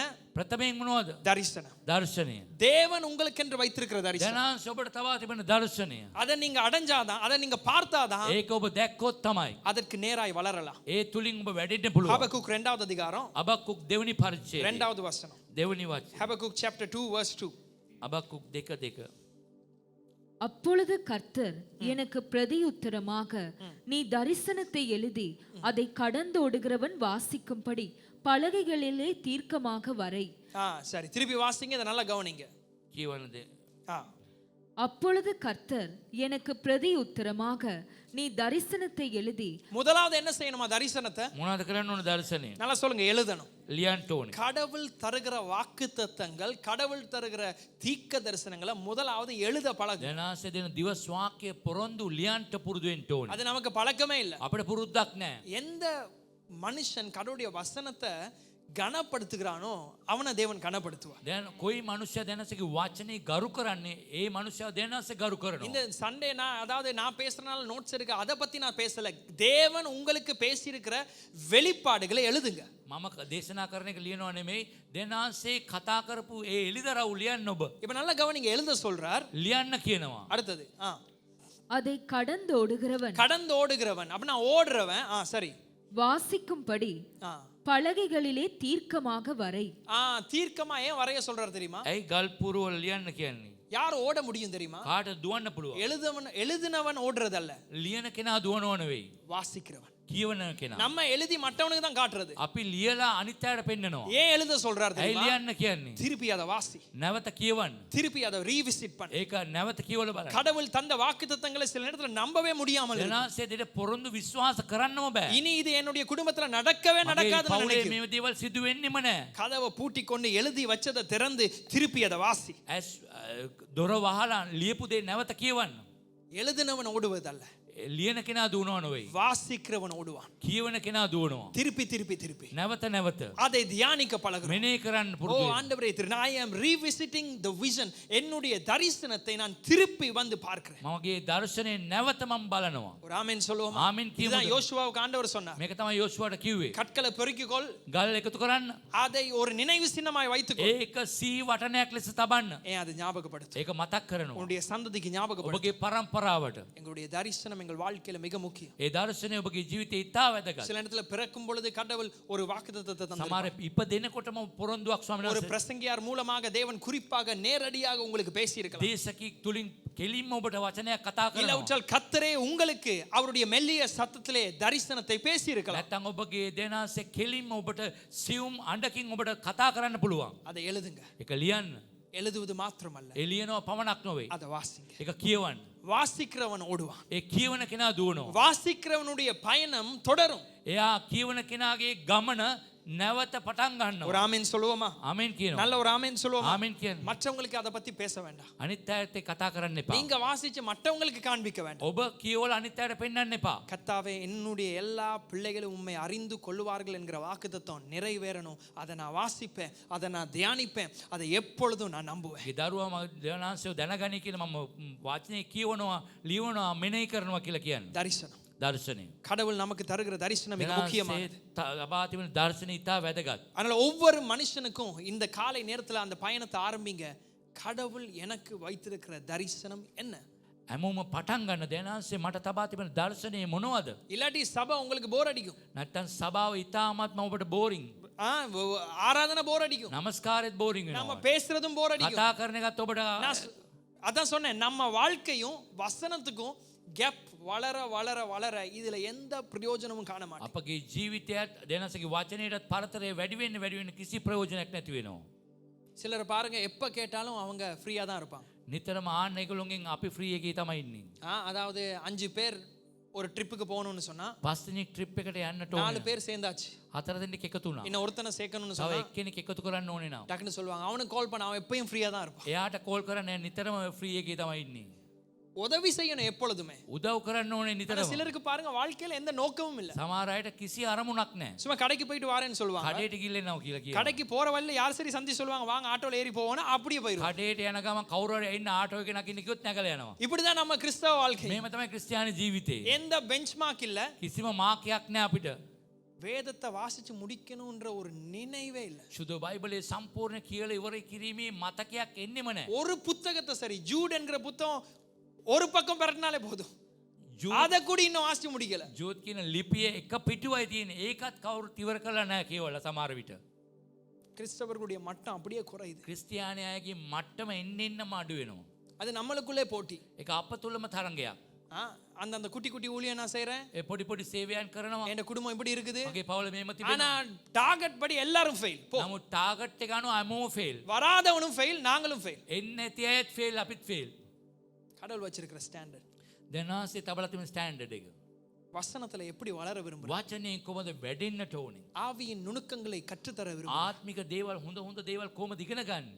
தேசங்களுக்கு பிரயோஜனமான வியாபாரங்களை செய்ய உங்களை பழக்குவிக்க. කොහොමද දේශයට ප්‍රයෝජනවත් වූ ව්‍යාපාර කරන ඔබ පුරුදු කරනවා? ஒரு சந்ததியே கர்த்தருடைய பயத்துல நடத்துகிறதான ஆசிரியர்களை உருவாக்க வேண்டும். ඒ පරම්පරාවක්ම බය වෙන ගුරුවරුන් නැති කරන්න ඕනේ. எங்களுக்கு தான் இந்த சின்னதை செஞ்சாலே பெரிய பிரச்சனை, பெரிய பாரம் பாஸ்டர். අපිට පොඩි දෙයක් කරාම ලොකු බරක් කියලා කියනවා.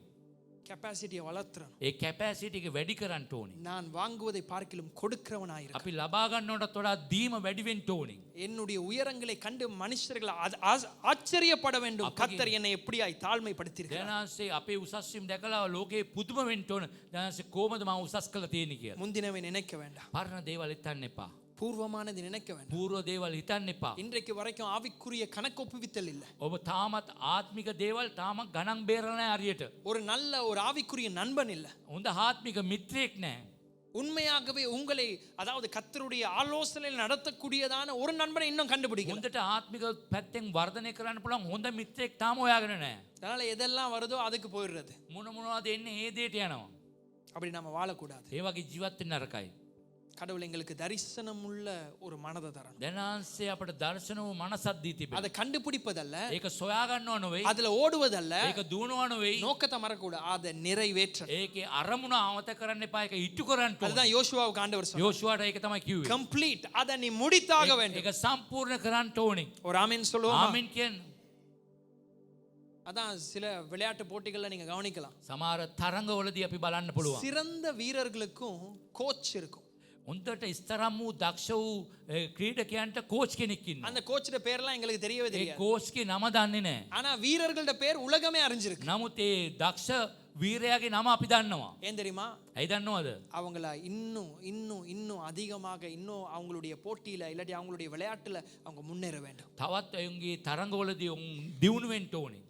அதுக்கு தான் தேவனுடைய ஆவிக்குரிய தலைவர்களின் பிரயோஜனம். ඒ නිසා ආත්මික නායකයෝ ප්‍රයෝජනවත් වෙන්නේ. கர்த்தர் எங்களுக்கு ஒரு விஷன் தரணும். දැනන්ස අපට දර්ශනයක් දෙන්න ඕනේ. ஒரு ஆமென் சொல்லுங்க. ආමෙන් කියන්න. அது இப்ப இன்றைக்கு இந்த இரவுலே கண்டுபிடிப்பதல்ல. අද රෑම හොයා ගන්නව නෙවෙයි. ஆனா எல்லாவற்றையும் கோர்த்து சேர்க்க வேண்டும். සියල්ලක්ම හොඳට එකතු කරලා බලන්න. கர்த்தருடைய வசனம், දැනන්සගේ වචනය, தீர்க்க தரிசனமான வார்த்தை, දිවස් වාක්‍ය, கர்த்தர் எனக்கு தந்திருக்கிற வரங்கள், දැනන්සට දී තිබෙන වරම්, கர்த்தர் எனக்கு தந்திருக்கிற ஆசைகள், දැනන්සට තිබෙන ආසාවන්, இதை எல்லாவற்றையும் நான் போட்டு பார்க்கும் பொழுது, මේ හැමදේම එකතු කරලා බලනකොට ஓ கடவுளுடைய பெரிதான திட்டத்துல දැනන්සේ ලොකු සැලැස්මක් எனக்கு ஒரு பங்கு வச்சிருக்கு. මට කොටසක් තබා තිබෙනවා. அதை நான் நிறைவேற்றி ஆக ඒක வேண்டும். ඉටු කරන්නටම ඕනේ. அதை நான் நிறைவேற்றாவிட்டால் இன்னொரு மனுஷன் நிறைவேற்ற மாட்டான். ඒක ඉටු කරන්නේ නැත්නම් තව කෙනෙක් ඉටු කරන්නේ නැහැ. ஒரு ஆமென் சொல்லுவோம். ආමෙන් කියන්න. அதனால தரிசனம் மிக மிக வலிமையானது. ඒක නිසා දර්ශන ඉතාමත්ම ශක්තිමත්. லோத்துடைய மனைவியை நம்ம ஒரு உதாரணமா வச்சுக்கலாம். ලෝත්ගේ භාර්යාව උදාහරණයක් ලෙස තබන්න පුළුවන්. திரும்பி எதெல்லாம் நம்ம அதிகமா பார்த்து கொண்டிருக்கிறோமோ මොනවද හැරිලා මොනවද අධික ලෙස බලන්නේ? கடவுள் நமக்கு அடுத்ததா வச்சிருக்கிறதுல நம்முடைய கண் போகவே போகாது. දෙයනාන්සේ අපට ඊළඟට තබා තිබෙන වලට අපගේ දෙනෙත් යොමු වෙන්නේ නැහැ. அது நல்லதாவும் இருக்கலாம், ඒක හොඳ වෙන්නත් அது පුළුවන්. தீமையானதாவும் ඒක இருக்கலாம். නරක වෙන්නත් පුළුවන්. சோதோம் கொமோரா என்பது கெட்டது மாத்திரமல்ல, සොදොම් ගොමෝරා කියන නරක දෙයක් පමණක් නොවේ. உங்களை கொண்டு தேவன் பெரிய பெரிய அற்புதங்களை செஞ்சிருக்கலாம், உங்களுக்கு ஆசீர்வாதங்களை தந்திருக்கலாம். ඔබට කරුණු කොටගෙන බොහෝ ආස්කම් කරන්න පුළුවන්. ඔබට ආශිර්වාදයක් දීලා තිබෙන්න පුළුවන්. அதே தான் பார்த்துட்டு இருப்போம், ඒකම බලා ඉන්නවා. அதிலே தான் திருப்தி அடைவது. ඒකෙන්ම තෘප්තිමත් වෙනවා. கடவுள் உங்களை உருவாக்க வேண்டும். දැනස් ඔබ ඇති කරන්න කැමති. பேசுகிற எனக்கும் நான் ஜெபம் பண்ணது அதுதான். කතා කරම මාත් යාඥා කරපු ඒකයි. 40 வருஷத்துக்கு பின்பதாக நம்ம எத்தனையோ வருஷத்துக்கு முன்பதாக செஞ்ச ஊழியத்தை பத்தி பேசுவது අවුරුදු 40ට පස්සේ ගොඩාක් අපි කරපු සේවය ගැන අපි කතා කරනවා. அப்படி பேசாதபடிக்கு එහෙම කතා නොකර கர்த்தர் ஒவ்வொரு வருடமும் ஒவ்வொரு நாளும் ஒவ்வொரு காலங்களிலும் நம்மை தேவன் முன்னேற்றி கொண்டு வரட்டும். හැම අවුරුද්දක්ම හැම කාලයක්ම දවසින් දවස අපි දියුණු කරගෙන යනවා. ஒரு ஆமென் சொல்லுங்க. ආමෙන් කියන්නේ. அதான் பவுல் சொல்லுகிறார், 1 கொரிந்தியர் குறிச்சு கொள்ளலாம் 9வது அதிகாரம் 24வது வசனம். 1 කොරින්ති 9:24. 9வது அதிகாரம் 24வது வசனம். 9:24. நீங்க ஓடும் பொழுது ඔබ දුවනකොට நீங்க எப்படி ஓட வேண்டும்? කොහොමද දුවන්න ඕනේ? அந்த பரிசை பெற்றுக்கொள்ளுகிறவனாய் ஓடுங்க. ඒ තෑග්ග ලබා ගැනීම සඳහා දුවන්න. சும்மா ஓட வேண்டாம். නිකන් දුවන්න එපා. அந்த வசனத்தை வாசிங்க. වචනේ කියවන්න. பந்தய சாலையில் ஓடுகிறவர்கள் எல்லாரும் ஓடுவார்கள், ஆகிலும் ஒருவனே பந்தயத்தை பெறுவான் என்று அறியீர்களா? நீங்கள் பெற்றுக்கொள்ளத்தக்கதாக ஓடுங்கள். நீங்கள் எப்படி ஓடுங்கள்? කොහොමද දුවන්න ඕනේ? பெற்றுக்கொள்ளத்தக்கதா. ලබා ගන්නා පිණිස. Run in such a manner that you complete the race that God has destined for you. கடவுள் உங்களுக்கு வச்சிருக்கிறதான அந்த ஓட்டத்தை நிறைவேற்றுகிற விதத்துல ஓட பழகுங்க. ඔබට දබා තිබෙන ඒ දිවිල්ල ඒ තෑග්ග ලබා ගන්නා පිණිසම දුවන්න. அதனால நீங்க மற்றவங்களோட ஒப்பிட்டு பார்த்து உங்களை திருப்தி அடைஞ்சிர வேண்டாம். ඔබ තව කෙනෙක් එක්ක සංසන්දනය කරලා බලලා ඔබ තෘප්තිමත් වෙන්න එපා. ஒப்பிட்டு பார்த்து நன்றி செலுத்துங்க. ඒක සංසන්දනය කරලා ඔබ ස්තුති කරන්න. ஆனா இன்றைக்கும் வளர்வதற்கு இடம் இருக்கு. අදත් වැඩෙන්නට ඉඩ තිබෙනවා. வேதத்தை வாசிச்சு முடிங்க. ශුද්ධ බයිබල් හොඳට කියවලා ඉවර කරන්න. ஜெப மணித்தியாலங்கள் அதிகரிங்க. යාඥාව පැය ගණන් වැඩි කරන්න. இந்த நாட்கள் உபவாச பழக்கங்கள் இருக்கிறது. මේ දවස්වල නිරාර වීමට පුරුදු වෙන්න. நீங்கள் அதை மாற்றிக் கொள்ளுங்கள். ඒක වෙනස් කරගන්න. ஏன் அதை செய்யணும்? ඇයි මම කරන්න ඕනේ? நான் ஏன் வேதத்தை வாசிச்சு முடிக்கணும்? ඇයි ශුද්ධ බයිබලේ කියලා ඉවර කරන්න ඕනේ? ஏன் நான் ஜெபிக்கணும்? ඇයි යාඥා කරන්න ඕනේ? இப்படி பேசுறனால தான் நம்மளை கொண்டு கடவுள் எதுவுமே செய்ய முடியாது. ඒ දේවල් අපි කතා කරන නිසා තමයි අපි කරුණු කොටගෙන දෙනාසේ මුකුත් කරන්න නැත්තේ. ரட்சிக்கப்பட்டுட்டோம், ගැලීම ලැබුවා. சபைக்குள்ள சேர்ந்துட்டோம். සභාවට එකතු වුණා. நான் கடவுள் சொல்றாரு, உன்னை நான் தேசங்களுக்கு ஆசீர்வாதமா மாற்றணும். නමුත් දේශයට ඔබ ආශිර්වාදවත් විදිහට පත් කරන දෙනාසේ කැමති. ஒரு ஆமென் சொல்லுங்க. ආමෙන් කියන්න. அதனால வாழ்க்கையில சக்சஸ் என்ற காரியம், அதாவது அநேக ஊழியர்கள் எழுதி வைத்திருக்கிறது தான் நான் சொல்றேன் உங்களுக்கு. බොහෝ දේව සේවකයන් ලියා තිබෙන එක තමයි ඔබට කියන්න කැමති. உயரத்தை அடைவதில்லை பெருசு, ඒක හොඳ උසස් තැනකට ගිහිල්ලා පත්වීම නෙමෙයි ලොකු. ஆனா உயரத்துல இருப்பதுதான் பெரிய ඒ சவால். උසස් වූ තැනම රැඳී සිටීම තමයි ඉතා වැදගත්. நிறைய பேர் உயரத்துக்கு வந்துருவாங்க, බොහෝ අය උසස් තැනට එනවා. ஆனா போற வேகத்திலே இறங்கிடுவாங்க. ඒ ගිය වේගයටම හායි බයිනවා. கடவுள் எங்களோடு இருக்கும் பொழுது දෙනාස අප සමග ඉන්නකොට நாங்கள் உயரங்களிலேயே நிற்க வேண்டும். අපි උසස් වූ තැනම ඉන්නට ඕනේ. ஒரு ஆமென் சொல்லுவோம். ආමෙන් කියන්න. அநேக ஊழியக்காரருடைய வாழ்க்கையை நம்ம பார்க்கிறோம். බොහෝ දේව සේවකයන්ගේ ජීවිත අපි බලනවා. அவர்கள் சிறப்பாய் ஆரம்பிக்கிறார்கள். ඔගොල්ලෝ ස්තරාන් ලෙස පටන් ගන්නවා. உங்களுக்கு முன்பதாகவே உங்களுடைய நண்பர்களை நீங்கள் ඔබ பார்த்திருப்பீர்கள். ඉදිරියේම ඔබගේ මිත්‍රයන් ඔබ බලන්න පුළුවන්. சிறப்பான ஆரம்பம், ස්තරම්ම පටන් ගැනීමක්. ஆனால் முடிவே இல்லாதது போலவே அவருடைய வாழ்க்கை முடிந்தது. අවසානයක් නැහැ වගේ යෝගින් අවසන් වෙනවා. தரிசனம். දර්ශනය. எங்கள் வாழ்க்கையில தேவன் எங்களுக்கு வச்சிருக்கிற தரிசனத்தை நாம் அடைய வேண்டும். දෙනාස අපට තබා තිබෙන දර්ශනය අපි ඒක ඉෂ්ට කරන්නට ඕනේ, අවසන් කරන්නට ඕනේ. இரண்டாவது, இதை முடிப்பதற்கு நமக்கு முதலாவது தரிசனம் தேவை. ප්‍රථම දර්ශනය අවශ්‍යයි.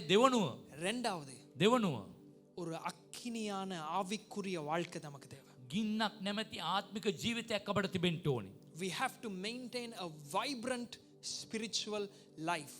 ஒரு ஆவிக்குரிய சிறந்த ஆவிக்குரிய வாழ்க்கையை நம்ம மெயின்டைன் பண்ண பழகணும். අපි ඉස්තරම් වූ ආත්මික ජීවිතයක් අපි ඒක පවත්වාගෙන යන්නට ඕනේ. ஒரு நபருடைய வாழ்க்கையை உதாரணமாய் காண்பிக்க விரும்புகிறேன். කෙනෙක්ගේ ජීවිතයක් උදාහරණයක් ලෙස ඔබට පෙන්වන්න 2 කැමතියි. கொரிந்தியர் 26வது அதிகாரம், 2 කොරින්ති மன்னிக்கும் 2 நாளாகமம் 26வது அதிகாரம், 2 ලේකම් 26 වෙනි පරිච්ඡේදය. எல்லாம் 26வது அதிகாரத்துக்கு திருப்பிக் கொள்ளுங்க.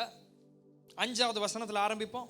5 වෙනි පදයට 2 ලේකම් 26 5. தேவனுடைய தரிசனங்களில் இருங்க, எல்லாம் திருப்பிட்டீங்களா? சரி, வாசிங்க. தேவனுடைய தரிசனங்களில் புத்திமானாயிருந்த சகரியாவின் நாட்களிலே தேவனை தேட மனதிணங்கி இருந்தான். அவன் கர்த்தரை தேடின நாட்களில் தேவன் அவன் காரியங்களை வாய்க்கச் செய்தார். கர்த்தரை தேடின நாட்களில் கர்த்தர் என்ன செய்தாரா? සොනාසේ සෙව් තාක්කල් சொல்லுங்க, கர்த்தர் வாய்க்க செய்தாரா? සමෘද්ධිමත් කළාලු. ஆங்கிலத்தில் என்ன தெரியுமா? He sought God and God gave him success. සියල්ලක්ම සාර්ථක කළා. அப்படின்னா காரியத்தை தமிழ்ல வந்து சும்மா மொட்டையா இருக்கு. සාමාන්‍ය දෙමළ භාෂාවෙන් හරියට ඒක පැහැදිලි නෑ. அதாவது கடவுளை அவன் தேடினபடினால அவன் செய்தது எல்லாவற்றையும் வாய்க்க பண்ணினான். දේනාංශය සෙව්ව නිසා ඔව් කරපු හැම දෙයක්ම සමෘද්ධිමත් அவன் වුණා. தொடுவதெல்லாம் செழிப்பா மாறுனுச்சு. හත ගාන හැම දෙයක්ම සමෘද්ධිමත්. எதையெல்லாம் திட்டம் பண்ணினானோ அதை அவன் செய்து முடித்தான். මොන දේද ඔව් සැලැස්වීමක් දැන් මේ දේවල් ඉටු කළා. சொல்லுங்க, ஆண்டவர் இப்படிப்பட்ட ஒரு வாழ்க்கை. එවැනි ජීවිතයක් කියලා කියන්න. ஒரு ஆமென் சொல்லுங்க. ආමෙන් කියන්න. இப்படிப்பட்ட ஒரு வாழ்க்கை எனக்கு தாங்க ஆண்டவரே. එවැනි ජීවිතයක් මට දෙන්න. எந்த ஊழியத்தை ஆரம்பிச்சாலும், මොන සේවය පටන් எந்த வியாபாரத்தை ஆரம்பிச்சாலும், வியாபாரே பட்டா- எதை என் குடும்பத்துல நான் ஆரம்பிச்சாலும் මොන මගේ පවුලේ පටන් ගත්තත් அதை நான் திருப்தியாய் முடிக்க வேண்டும். ඒක තෘප්තිමත්ව අවසන් කරන්න அதுல ඕනේ. நான் பலன் காண வேண்டும். ඒකේ ප්‍රතිඵල දකින්න சும்மா ඕනේ. வாசிக்க வேண்டாம் இதெல்லாம். නිකන් කියවන්න එපා මේවා. இதுக்குதான் தேவ வசனம் என் இருதயத்துக்குள்ள விதைக்கப்பட வேண்டும். මේ දේව වචනේ අදවතේ වැපිරෙන්නට ඕනේ. தேடாத ராஜா, හොයන්න නැති රජෙක්. கடவுளுக்கு பயப்படாத ராஜா එනාසෙට බය නැති රජෙක්. இப்ப திரும்புறான் கர்த்தர் பக்கம். දැන් නැවත ඇරෙනවා දෙවියන් වහන්සේ වෙතට. கர்த்தர் பக்கம் திரும்பும் பொழுது එනාසේ වෙතට ඇරුණම கடவுள் சொல்றாரு எல்லாவற்றையும் வாய்க்க பண்றார். එනාසේ කියන සියල්ල සමෘද්ධිමත් කරනවා. ஆனா அதே அதிகாரம் இப்ப வாசிங்க 15வது வசனம். ඒ 15 වෙනි පදයේ කියු මේ පරිච්ඡේදයේම கோபுரங்கள் மேலும் அலங்க கோடிகள் மேலும் நின்று அம்புகளையும் பெரிய கற்களையும் பிரயோகிக்கிறதற்கு நிபுணரான தொழிலாளிகள் கற்பித்த யந்திரங்களையும் அவன் எருசலேமில் உண்டாக்கினான். இது அவனுடைய பெருக்கம். அவன் ராஜாவுடைய வாழ்க்கையை குறித்து பார்க்கறனால அவனுடைய பெருக்கம். රජුන්ගේ ජීවිතයේ වර්ධනය. அப்படியே அவன் கீர்த்தி வெகு தூரம் பரம்பிற்று. அப்படின்னா என்ன கீர்த்தி என்ன தெரியுமா? அவனுடைய பேர். ඔහුගේ නම කීර්තිය කියන්නේ ඔහුගේ නම. அதாவது ஆபிரகாமுக்கு கொடுத்த ஆசீர்வாதம், உன் பேரை நான் பெருமைப்படுத்துவேன். ආබ්‍රහාමට දුන්නානේ යාගේ නාමය කීර්තිමත් කරනවා කිය. அதை தான் இங்க ஆண்டவர் செய்றாரு இவனுக்கு. මේක තමයි ඒ දේ කරන්නේ. சரி. அவன் பலப்படும் மட்டும் ஆச்சரியமாய் அவனுக்கு அனுகூலம் உண்டாயிற்று. அப்படின்னா என்னது? கடவுள் அவனுக்கு உதவி செஞ்சாரா? දෙනාන්සෝට උදව් කළා. ஆங்கிலம் சொல்லுது என்ன தெரியுமா? The Lord gave him marvelous help and he became very powerful. ஆண்டவர் ஒரு வித்தியாசமான விதத்துல அவனுக்கு உதவி செஞ்சாரா? அவன் ஒரு மேன்மையான ஒரு ராஜாவாய் மாறினான். ඔව් පුදුමාකාර මාර්ගවලින් දෙනාන්ස උදව් කරා. උසස් වූ රජෙක් හැටියට පත් කළා. 21வது வசனம். 21 எல்லாரும் கவனிங்க. 21. 21ට අවධානය යොමු කළොත් ராஜாவாகிய உசியா தன் மரண நாள் மட்டும் குஷ்டரோகியாய் இருந்து கர்த்தருடைய ஆலயத்துக்கு புறம்பாக்கப்பட்டபடியினால் ஒரு தனித்த வீட்டிலே குஷ்டரோகியாய் வாசம் பண்ணினான். எப்படி அவனுடைய முடிவு? කොහොමද අවසානය? சொல்லுங்க, எப்படி அவனுடைய முடிவு? කොහොමද අවසානය? முடியும் பொழுது அவனுடைய வாழ்க்கையில ஒரு குஷ்டரோகியா மாறிக்கிறான். කුෂ්ඨ රෝගී නැත්නම් ලාදු රෝගියෙක් හැටියට අන්තිම අවසන් කරනවා. இந்த ஓட்டத்தை நிறைவு செய்யணும். මේ දිවිල් අවසන් කරන්න ஒரு ඕනේ. காலத்துல கதை இல்ல. එක කාලයකට සිදුවෙන කතාවක් නෙවෙයි මේක. எல்லா காலங்களுக்கும் God has to keep you relevant. எல்லா நாட்களுக்கும் உன்னை பிரயோஜனமுள்ள ஒரு மனுஷனாய் உலகம் பார்க்க வேண்டும். හැම කාලෙම හැම දවස්වලම ඔබ ප්‍රයෝජනවත් වූ මිනිසෙකුට දෙනාන්සෙක් තියන්න කැමතියි. ஒரு காலத்துல தேவன் உனக்கு உதவி செய்தார், கதை இல்ல. එක කාලයක් දෙනාන්ස මට උදව් කරා ඒක විතරක් ஒரு නෙවෙයි. காலத்துல தேவன் எனக்கு அது செய்தார், அதல்ல. එක කාලයක් මට පුදුම දේවල් කරා ඒක නෙවෙයි. என்னுடைய முடிவு ஒரு நிறைவான முடிவு. මගේ අවසානයේ සම්පූර්ණ වෙන්න ඕනේ. என் கண்கள் நான் மூடும் வரைக்கும் என் சந்ததி தேவ ஆலயத்துல நிற்கணும். මාගේ ඇස් පියවනකම් මගේ පරම්පරාවේ දරුවන් දේවස්ථානයේ සිටිය යුතුයි. இதுதான் உடன்படிக்கையின் ஒரு ஓட்டம். මේ ගිවිසුමේ දිවිල්ල. கடவுள் எங்கள் சந்ததியிலே தேசத்துல ஒரு மாற்றத்தை கொண்டு வர வேண்டும். මේ අපගේ පරම්පරාව තුළ දේශයේ ලොකු වෙනසක් ඇති කරන්න அநேக ඕනේ. சபைகளை நாங்கள் உருவாக்கணும். බෝ සභාවන් ඇති කරන්න அநேக ඕනේ. ஊழியர்களை எழுப்ப බෝ வேண்டும். සේවකයන්ව නැකිටවන්න நீங்க ඕනේ. நினைப்பீங்க உங்க வீட்ல இருந்து எப்படி அப்பா ஒரு ஊழியனை எழுப்புவது? ඔබ හිතන්න පුළුවන් මගේ නිවසේ කවුද සේවකයෙක් අපගේ දරුවන් තුළ එන්නේ? எங்களுடைய வீட்ல இருந்து எப்படி ஒரு ஊழியன் எழும்புவது? කොහොමද සේවකයෙක් ඇති වෙන්නේ අපේ පවුල තුළ? அதான் முந்தினவைகளை நினைக்க வேண்டும். ඒ නිසා තමයි කියන්නේ පරණ දේවල් හිතන්න එපා. பூர்வமானதை சிந்திக்க පූර්ණ வேண்டும். දේවල් ගැන හිතන්න එපා. நீங்களே ஆச்சரியப்படுவீங்க. ඔබම පුදුම වෙයි. தேவன் யோசுவா போன்ற அநேகரை கர்த்தர் உங்கள் வீட்டில் எழுப்புவார். බෝ යෝෂුවා වගේ අය ඔබගේ නිවසේ නැති වෙයි. ஒரு ஆமென் சொல்லுங்க. ආමෙන් කියන්න. யோசுவா ஒரு பெரிய பின்னணியில இருந்து அவன் வரல. යෝෂුවාගේ පසුපස දේවල් ලොකු හොඳ තත්ත්වයකින් නෙමෙයි ආවේ. ஆனால் கர்த்தர் அவனுக்கு ஒரு இடம் வைக்கிறார். ඔහුටත් තැනක් තබනවා. கர்த்தருடைய திட்டம் பெருசு. දෙනාසගේ සැලැස්ම ලොකුයි. கர்த்தருடைய வரைபடமே பெருசு. දෙනාසගේ චිත්‍රය ලොකුයි. அப்ப இந்த ஓட்டத்தை நிறைவு செய்ய මේ දිවිල් අවසන් කරන්න ஒரு சிறந்த ஆவிக்குரிய வாழ்க்கை தேவை. ස්තරම් වූ ආත්මික ජීවිතයක් තිබෙන්න ඕන. எப்பொழுதும் ஆங்கிலத்தில் நான் சொன்னேன் வைப்ரண்ட் ஸ்பிரிச்சுவல், எப்பொழுதும் கொழுந்து விட்டு எரிகிறதான ஒரு ஆவிக்குரிய வாழ்க்கை. නිතරම ජුලිතභාවයෙන් නිතරම දැවෙන වූ ආත්මික ජීවිතයක්. திருப்பிக் கொள்ளுங்க, லேவியராகமம் 6வது அதிகாரம் ලේවි 6 වෙනි 2 පරිච්ඡේදය. வசனங்களை காண்பிக்கிறேன். වචන දෙකක් පෙන්වන්න කැමතියි. எப்படி எங்களுடைய ஆவிக்குரிய வாழ்க்கையில அக்கினி எழுப்பி கொண்டிருப்பது. කොහොමද ආත්මික ජීවිතයේ නිතරම පත්තු වේගෙන තියෙන්නට ඕනේ. லேவியராகமம் ලෙවි 6வது அதிகாரம் 6 වෙනි පරිච්ඡේදය 12வது வசனம். 12 වෙනි පදය. பலிபீடத்தின் மேல் இருக்கிற அக்கினி அவியாமல் எரிந்து கொண்டிருக்க வேண்டும். பலிப்பிடத்துல இருக்கிற அக்கினி எப்படி இருக்கணுமா? පූජාසන මත ගින්න. அப்பனா அது நிறுத்தப்பட முடியாது. ඒක නිවෙන්න අරකයි. புரியுதா? யார் அந்த பலிப்பிடம்? කවුද ඒ පූජාසනය? புதிய ஏற்பாட்டுல ஆண்டவர் சொல்கிறார், நீதான் அந்த பலிப்பிடம். අලුත් කිව්ස්මේ කියන ඔබයි ඒ පූජාසනය.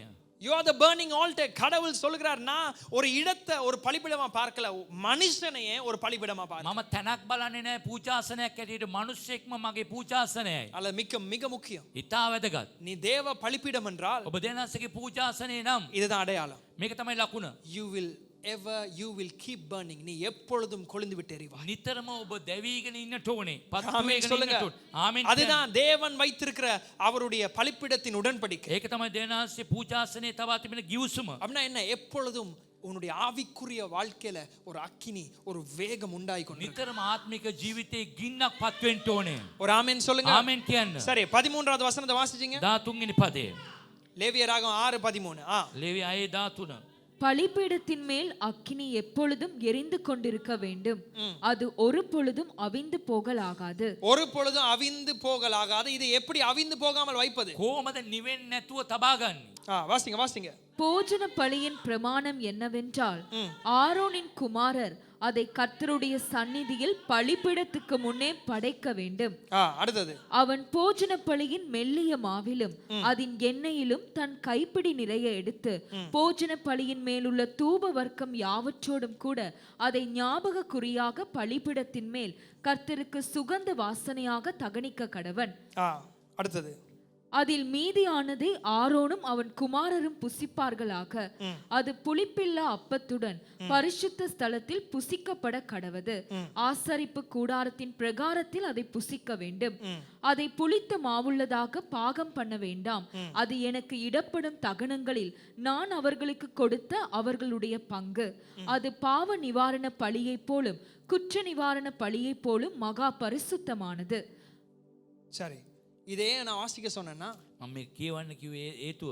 கடவுள் அக்கினி அனுப்புறார். දෙනාසේ ගින්න යවනවා. ஆனால் அந்த அக்கினியை கொழுந்து விட்டு எரிவதற்கு ඒ ගින්න දිගටම පත්තු වෙන්න அடுத்தது இன்ஸ்ட்ரக்ஷன் தரார். ඒකට දෙනවා උපදෙස්. அவர் என்ன சொல்றார்? அக்கினியை நான் அனுப்புவேன், මං ගින්න යවනවා. ஆனா அக்கினி வெந்து போகாமல் அப்படியே மறைந்து போகாமல் இருப்பது வேலை யாரோட தெரியுமா? ஆசாரியனுடைய. ඒ නිවෙන් පත්තු වෙලා එක දිගට තියාගන්නට ඕන නම් ඒකේ කාර්ය කරන්න ඕනේ පූජකයා. அங்க பலகையை கொண்டு வரணும், ඒ කෙල්ලී ගේන්නට அங்க ඕනේ. எண்ணெயை கொண்டு வரணும், තෙල් ගේන්නට ඕනේ. தூபம் காட்டிக்கொண்டே ඒ இருக்க வேண்டும். දුම අල්ලන්නට ඕනේ. அப்ப கவனிங்க, உங்களுடைய ஆவிக்குரிய வாழ்க்கை ஒரு மந்த நிலைமைக்கு போகிறது என்றால் அது தேவன் காரணம் இல்லையே. ඔබගේ ආත්මික ජීවිතේ මන්දගාමි වෙන්නට හේතුව දෙවියන් වහන්සේ නොවේ. உங்களுடைய ஆவிக்குரிய வாழ்க்கை கொழுந்து விட்டு எரிய வேண்டும். ඔබගේ ආත්මික ජීවිතය හොඳට පත්තු වෙන්න ඕනේ. ஒரு அக்கினியை போல எப்பொழுதும் கொழுந்து விட்டு எரிகிறதா? ගින්නක් වගේ නිතරම පත්තු වෙන්න ඕනේ. உங்களுடைய வாழ்க்கையில இரட்சிப்பின் சந்தோஷம், அதான் முதலாவது. ප්‍රථමයෙන් ගැලවීමේ සන්තෝෂය அது இருக்கிறதா? ඒක තිබෙනවද? இரட்சிப்பின் சந்தோஷம் இருக்கிறதா? ගැලවීමේ සන්තෝෂය තිබෙනවද? தேவன் என்னை அசையாமல் எல்லா காலத்திலும் என்னை பாதுகாப்பார் என்கிற ஒரு விசுவாசம், அந்த கேடகம் இருக்கிறதா? ඒ පලියේ විශ්වාසය තියෙන සෑම කාලෙදී මම ආරක්ෂා කරයි කියලා. கடவுளுடைய ஆலயத்தின் மேலே ஒரு கொல்லாத ஆசை. දේවස්ථානයේ කෙරේ ඉතාමත්ම දැඩි ආශාවක් තිබෙනවද? பாருங்க, அநேகர் சபைகளை குறித்து பேச, ஊழியரை குறித்து பேசும் பொழுது பிசாசு நீங்க நினைக்கிறீங்க நீங்க ஏதோ பெருசா கதைச்சி ஒரு பெரிய தீர்மானத்துக்குள்ள வர்றீங்கன்னு சொல்லி. இது எங்க சபை இல்ல, எல்லா சபையை பத்தி எல்லாரும் பேசுறாங்க. හැම සභාවක් ගැන බොහෝ අය කතා කරනවා. அதுல பேசுவதற்கு சிலர் அப்படி நடக்கிறாங்க, அது இருக்குது. කතා කරන විදියට සමහර අය එමගේ සිදු වෙනවා ඇත්ත. ஆனா கவனிங்க, நீங்க அதை பேசி அந்த சம்பாஷணையில அவன் பிசாசு எதை திருடுறான் தெரியுமா? தேவ ஆலயத்தின் மேல இருக்கிற ஆசையை அவன் பிடுங்கிடுறான். ඒ කතා කිරීමේ සංభාෂය තුළ මොනවද ඇති වෙන්නේ? ඒ දේවස්ථානයේ තියෙන ආසාව උදුරලා ගන්නවා යක්ෂයා. கொல்லாத ஒரு ஆசை தாவீதுக்கு எதின் மேல இருந்துச்சு தெரியுமா? தேவ ஆலயத்தின் மேல. නමුත් දාවිත්තුමාට ඉතා දැඩි ආසාවක් තිබුණා දේවස්ථානයේ කෙරේ. நான் சொல்றது ஊழியர்களின் மேலே அல்ல, සේවකයා කෙරේ නෙවෙයි. தேவ சபையின் மேலே. දේව සභාව කෙරේ. தேவ சபையின் மேலே ஒரு கொல்லாத ஆசை. දේව සභාව කෙරේ දැඩි ආසාවක්. இதுதான் சங்கீதம் 63வது அதிகாரத்தின் ஆரம்பம். ඒ 63 වෙනි පටන් ගන්නවා ගීතාවලියේ මේ තමයි ආසාව. திருப்புங்க சங்கீதம் 63. ගීතාවලියේ 63. ஹalleluya. சங்கீதம் 63 முதலாவது வசனம். ගීතාවලිය 63 පළවෙනි වදය. தேவனே நீர் என்னுடைய தேவன், அதிகாலமே உம்மை தேடுகிறேன். வறண்டதும் விடாய்த்ததும் தண்ணீரற்றதுமான நிலத்திலே என் ஆத்துமா உம்மேல் தாகமாயிருக்கிறது, என் மாம்சமானது உம்மை வாஞ்சிக்கிறது. இப்படியே பரிசுத்த ஸ்தலத்தில் உம்மை பார்க்க ஆசையாயிருந்து பரிசுத்த ஸ்தலத்தில்னா என்ன? அந்த காலத்துல தாவீது எதை பத்தி பேசுறான்? දාවිත්තුමා ඒ කාලේදී සුද්ධ ස්ථානය කියලා කියන්නේ මොනවටද? தேவ ஆலயத்தை பத்தி பேசுறான். දේවස්ථානය ගැන. பரிசுத்த ஸ்தலத்தில் உம்மை நான் பார்க்க வாஞ்சியாயிருக்கிறேன். සුද්ධ ස්ථානය ඔබ බලන්න ආසයි. நான் அதை காண வாஞ்சியா මම இருக்கிறேன். දකින්න ආසයි. இப்ப அது மாத்திரமல்ல, ඒ පමණක් அப்படியே නොවේ. தொடர்ந்து வாசிங்க. දිගට කියවමු. உமது வல்லமையையும் உமது மகிமையையும் கண்டேன். ஜீவனை பார்க்கிலும் உமது கிருபை நல்லது. ஒரு ஆமென் சொல்லுங்க. ආමෙන් කියන්න. ஜீவனை பார்க்கல. எப்படி தாவீது இப்படி பேசுறான் தெரியுமா? දාවිත්තුමා ඇයි මේ විදිහට කතා කරන්නේ? நம்ம நினைக்கிறோம் இப்படி பேசினா போதும்னு சொல்லி. අපි හිතනවා කතා කරොත් ඇති කියලා. கிருபை எப்ப ஒரு நதியை போல புரண்டோடி வரும் ඒ தெரியுமா? කරුණාව නදියක් වගේ ගලාගෙන එනවද? எந்த மனுஷன் கர்த்தருக்கு முன்பதாய் நின்று ஆண்டவரே நான் மனம் திரும்புறேன்னு சொல்றானோ அவனுக்கு தான் அதிக கிருபை. කොයි මනුස්සයද මම සිත් ඇරෙනවා කියලා කියන්නේ ඒ අයට තමයි අධික කරුණාව. ஜீவனை பார்க்கிலும் ஒருவன் கிருபையை ஏன் தேர்ந்தெடுக்கிறான்? ඇයි ජීවනින්ට වඩා මේ කරුණාව තෝරගන්නේ? அவனுக்கு மனம் திரும்புதலின் பழக்கம் இருக்கிறது. ඒ සිත් ඇරීම නැත්නම් මනස්ථාපනය වීමේ පුරුද්දක් තිබෙනවා. உலகமே அவனை குற்றம் சாட்டும் பொழுது அவனுக்கு தெரியும் யார் இடத்துல ஓட வேண்டும். ලෝකයේම මම වැරදිකාරයෙක් කියලා කියනකොට එයා දන්නවා කා වෙතට එයා දුවන්නට ඕනේ. என் தஞ்சம் தேவன் என்று தாவீது මාගේ சொல்றான். සරණේ ඇවිල්ලා යේසු දෙවියන් වහන්සේ. ஆனா அது மாத்திரமல்ல, එපමණක් නොවේ. ஆலயத்துல அவன் பிரியம் இருக்கிறது. දේවස්ථානයේ ප්‍රියමනාපයක් තිබෙනවා. ஆலயத்துக்கு போகும் பொழுது அவனுடைய நினைவுகள் பிரியமா இருக்கிறது. එයාගේ දේවස්ථානයට යනකොට ඔහුගේ ප්‍රියමනාපය තිබෙනවා, ආසාව තිබෙනවා. இப்ப அடுத்தது பாருங்க. ඊළඟ அடுத்த வசனம். என் உதடுகள் உம்மை துதிக்கும், என் ஜீவன் உள்ள மட்டும் நான் உம்மை துதித்து உமது நாமத்தை சொல்லி கையெடுப்பேன். நினத்தையும் கொழுப்பையும் உண்டது போல என் ஆத்துமா திருப்தியாகும். என் வாய் ஆனந்த களிப்புள்ள உதடுகளால் உம்மை போற்றும். என் படுக்கையின் மேல் நான் உம்மை நினைக்கும் போது. இப்ப கவனிங்க, இதை மாத்திரம் தான் காட்ட விரும்புறேன். என் படுக்கையிலே මං යහනේදී என்னுடைய நினைவுகள் தேவ ஆலயத்தை குறித்து இருக்கு. මගේ සිතුවිලි සියල්ලක්ම දේවස්ථානය ගැන. சிலர் தேவனை குறித்து நினைப்பதே இந்த வாசலுக்குள்ள வரும் பொழுதுதான். සමහර අය මේ දේවස්ථානයේ දේවනාස ගැන හිතන්නේ මේ දේවස්ථානයට ඇතුල් වෙනකොට இதை පස්සේ. விட்டு வெளியே போனோம்னா உங்களுடைய நினைவெல்லாம் உலக நினைவு. මේකෙන් ඔබ එළියට ගියාම ඔබගේ හැම මතකයක්ම ලෝකයේ ගැන තමයි. ஆனா கொழுந்து விட்டு எரிகிறதான இந்த ஆவிக்குரிய வைராக்கியம் எப்படி உன்னை மாற்றுகிறது? මේ ගින්නක් වගේ පත් වෙන මේ ආත්මික ජුලිතභාවයේ කොහොමද ඇති වෙන්නේ? உன் படுக்கையிலும் தேவனை நினைவாய் இருக்கிறார். ඔබගේ යහනේදී පවා දෙවියන් වහන්සේ ගැන හිතන්නට இங்க ඕනේ. நாங்க பாடி உங்களை உற்சாகப்படுத்துவது மாத்திரமல்ல, මේ ගානක් කළ ඔබ උනන්දු කරනවා පමණක් නොවේ. உங்கள் தனிமையிலும் உங்கள் படுக்கையிலும் தேவன் நினைவாய் இருக்கிறார். ඔබගේ යහනේදී නිදා ගන්නකොට තනියනේ ඔබ දෙවියන් වහන්සේ ගැන හිතන්නට ඕනේ. இதான் தாவீது சொல்றான், என் இருதயம் என் தேவ ஆலயத்தின் மேலே நினைவாய் இருக்கிறது. ඒ නිසා දාවිත්තුමා කියන මගේ හදවත දේවස්ථානයේ ගැනත් මට මතකයට එනවා කියලා. என் வாய் திருப்தி அடைகிறது. මගේ මුඛය තෘප්තිමත් වෙනවා. ஓ தேவனே என் ஆசை, දෙවියන් වහන්සේ මගේ උස්ම. தேவனே என் ஆசை, දෙවියන් වහන්සේ මගේ ආසාව. தேவனே என் பிரியம். මගේ ප්‍රියමනාපයේ දෙවියන් වහන්සේ. இதெல்லாம் நமக்கு சில நேரத்துல நம்ம அதை காட்டிக்கொள்றது இல்ல. අපි මේව පෙන්න ගන්නෙ නැහැ. இதெல்லாம் என்ன நடக்க போகுது? මේ මොනවද වෙන්නේ යන්නේ? எங்களோட வாழ்க்கையில நாங்க கேட்கக்கூடிய சிறந்த வார்த்தைகள் என்ன தெரியுமா? විතාමාත්ම ජීවිතේ ඉස්තරම්ම ආහන්නට ඕනේ වචනේ මොනවද දන්නවද? எனக்கு உண்மையுள்ள ஊழியக்காரனே. අවංක වූ සේවකයෙක් වෙන්නට ඕනේ. புரியுதா? மனுஷன் உங்களுக்கு கை தட்டுறது இல்ல. මනුෂ්‍යයා අත්පොළ සන්නාදය දෙනව නෙවෙයි. மனுஷன் கை தட்டினா அதுக்கு நன்றி செலுத்திட்டு ஓட ஆரம்பிங்க. අපි මිනිස්සෙක් ඔබ අත්පොළ සන්නාදය දෙනකොට ඒ ස්තුති කරලා දුවන්න. உங்களுடைய பிள்ளைகள் உங்களுக்கு கை தட்டலாம். ඔබගේ දරුවෝ ඔබට අත්පොළ සන්නාදය දෙයි. நீங்க அப்பாவா செய்யற கடமை, அம்மாவா செய்யற கடமை. තාත්තෙක් හැටියට කරන යුතුයකම, අම්මා කෙනෙක් හැටියට කරන යුතුයකම. சகோதரன் உங்களுக்கு கை தட்டலாம். සහෝදරයන් අත්පොළ සන්නාදය දෙන්න. விசுவாசி உங்களுக்கு கை தட்டலாம். ඇදලිවන්තයන් අත්පොළ සන්නාදය දෙන්න පුළුවන්. அதுக்கெல்லாம் நன்றி செலுத்திட்டு அடுத்த பயணத்துல ඒකට ස්තුති කරලා ඊළඟ ගමනට ලෑස්ති වෙන්න. தேவன் வைத்திருக்கிற ஒரு திட்டம் இருக்கு. දෙනාන්සේ තබා තිබෙන සැලැස්මට. தேவன் வைத்திருக்கிற ஒரு தரிசனம் இருக்கு. දෙනාන්සේ තබා තිබෙන දර්ශනයට. அதை நிறைவேற்றும் பொழுது ඒක ඉටු කරනකොට அவர் சொல்கிறார், என் உண்மை உள்ள ஊழியக்காரனே வா. එන්න මාගේ අවංක වූ විශ්වාසවන්ත වූ සේවකයා කියලා என்னுடைய කියනවා. ஆசை தேவன் மேல. ඒ මගේ ආසාව දෙවියන් වහන්සේ කෙරෙහි. அவரை பிரியப்படுத்துவதே என் வாஞ்சை. එයාව ප්‍රියමනාප කිරීම තමයි මගේ ආසාව. அவருக்கு பிரியமாய் நடப்பதே என் வாஞ்சை. එයාට ප්‍රියමනාපව ජීවත් වීම තමයි මගේ ආසාව. இப்படி வாழலாம். එහෙම ජීවත් වෙන්න පුළුවන්. ஒரு ஆமென் சொல்லுங்க. ආමෙන් කියන්නේ. தாவீதுடைய வாழ்க்கையை கவனிங்க. දාවිත්තුමාගේ ජීවිතය බලන්න. அவனை போல ஒரு மனுஷனை நம்ம கேன்சல் பண்ணிடுவோம். இவன் மாதிரியான ஒரு மனுஷன் கர்த்தருக்கு பிரியமா வாழவே முடியாது. අපි නම් මෙයාව නිතරම එයාව රිජෙක්ට් කරනවා මේ වගේ මිනිස්සෙක් දෙනාසෙට ප්‍රියමනාපව ජීවත් වෙන්න බෑ කියලා. நான் சொன்ன மனம் திரும்பினா எனக்கு கிருபை கிடைக்கும். සිත් ඇරුණොත් මට කරුණාව ලැබෙයි. இத்தனை வருஷம் நான் வாழ்றேன், ஆனா தேவனை நாசையாய் நான் மாற்றிக்கொள்ளல.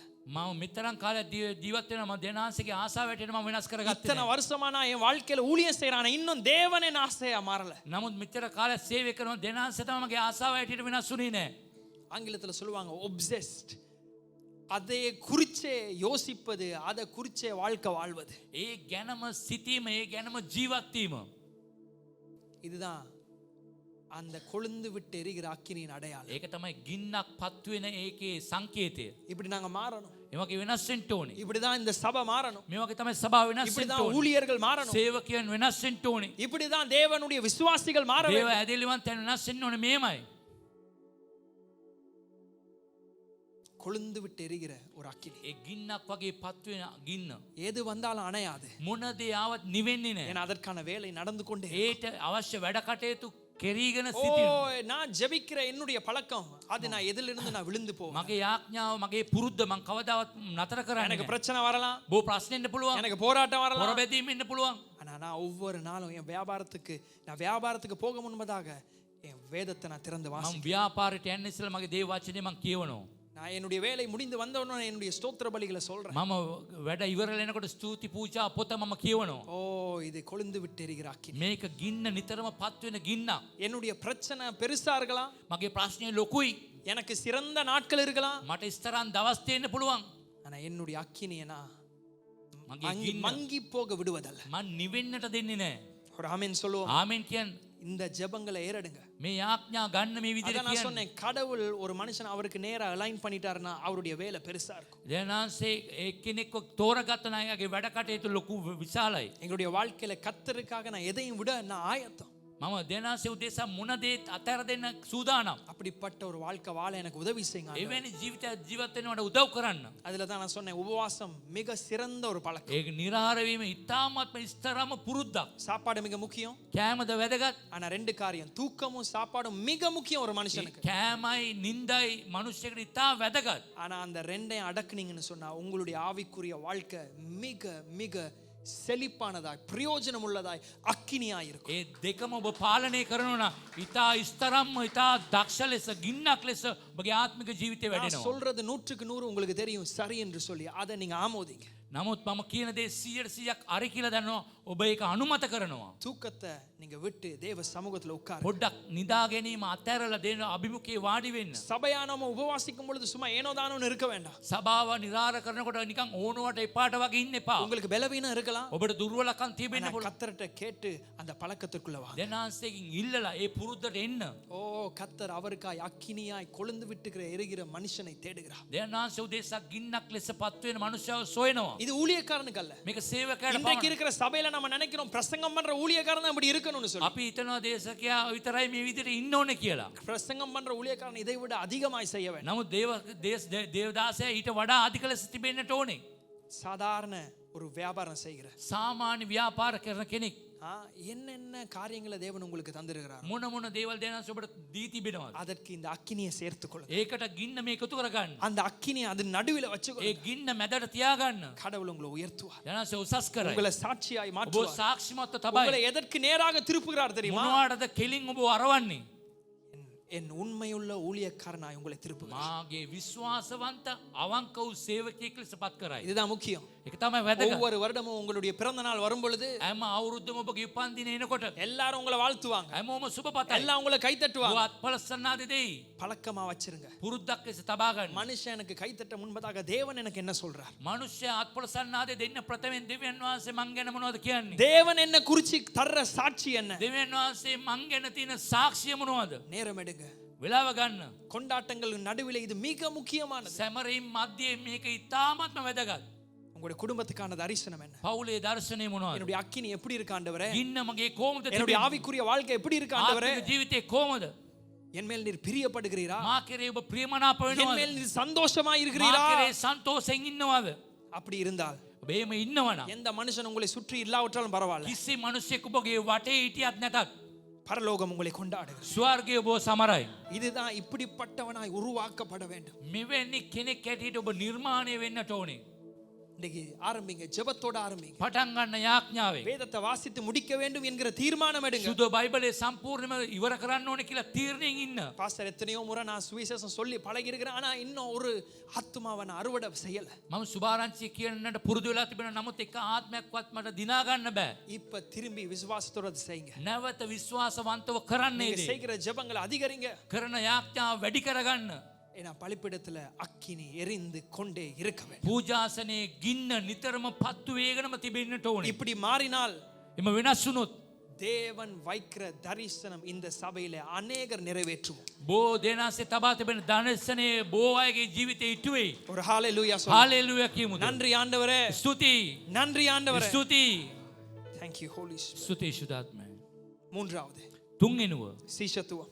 ගෝලත්වය. இதோட நான் நிறைவு செய்கிறேன். මෙතනින් අවසන් කරනවා. முதலாவது தேவன் வைத்திருக்கிற தரிசனத்தை அடைய வேண்டும், ප්‍රථමයෙන් දේවානාසේ කණ්ඩපිටික තබා වෙන්න. දර්ශනය හොයා ගන්න ඕනේ. கண்டுபிடிக்க வேண்டும். හොයා ගන්න ඕනේ. இரண்டாவது දෙවනුව அக்கினி கொழுந்து விட்டு எரிந்து கொண்டே இருக்க வேண்டும். නිතරම ඒ ගින්න පත්තු වේගන තිබෙන්න ඕනේ. மூன்றாவது තුන්වෙනුව சீஷத்துவம். ගෝලත්වය. கற்றுக்கொள்ளணும். ඉගෙන ගන්නට. எங்களுக்கு முன்பதாய் கவனிங்க, நீங்க மாத்திரம் அல்ல இந்த பூமியில முதலாவது வியாபாரம் ஆரம்பிப்பது. ඔබ මේ පොළවේ ඔබ නෙමේ පටන් ගත්තේ ව්‍යාපාරය.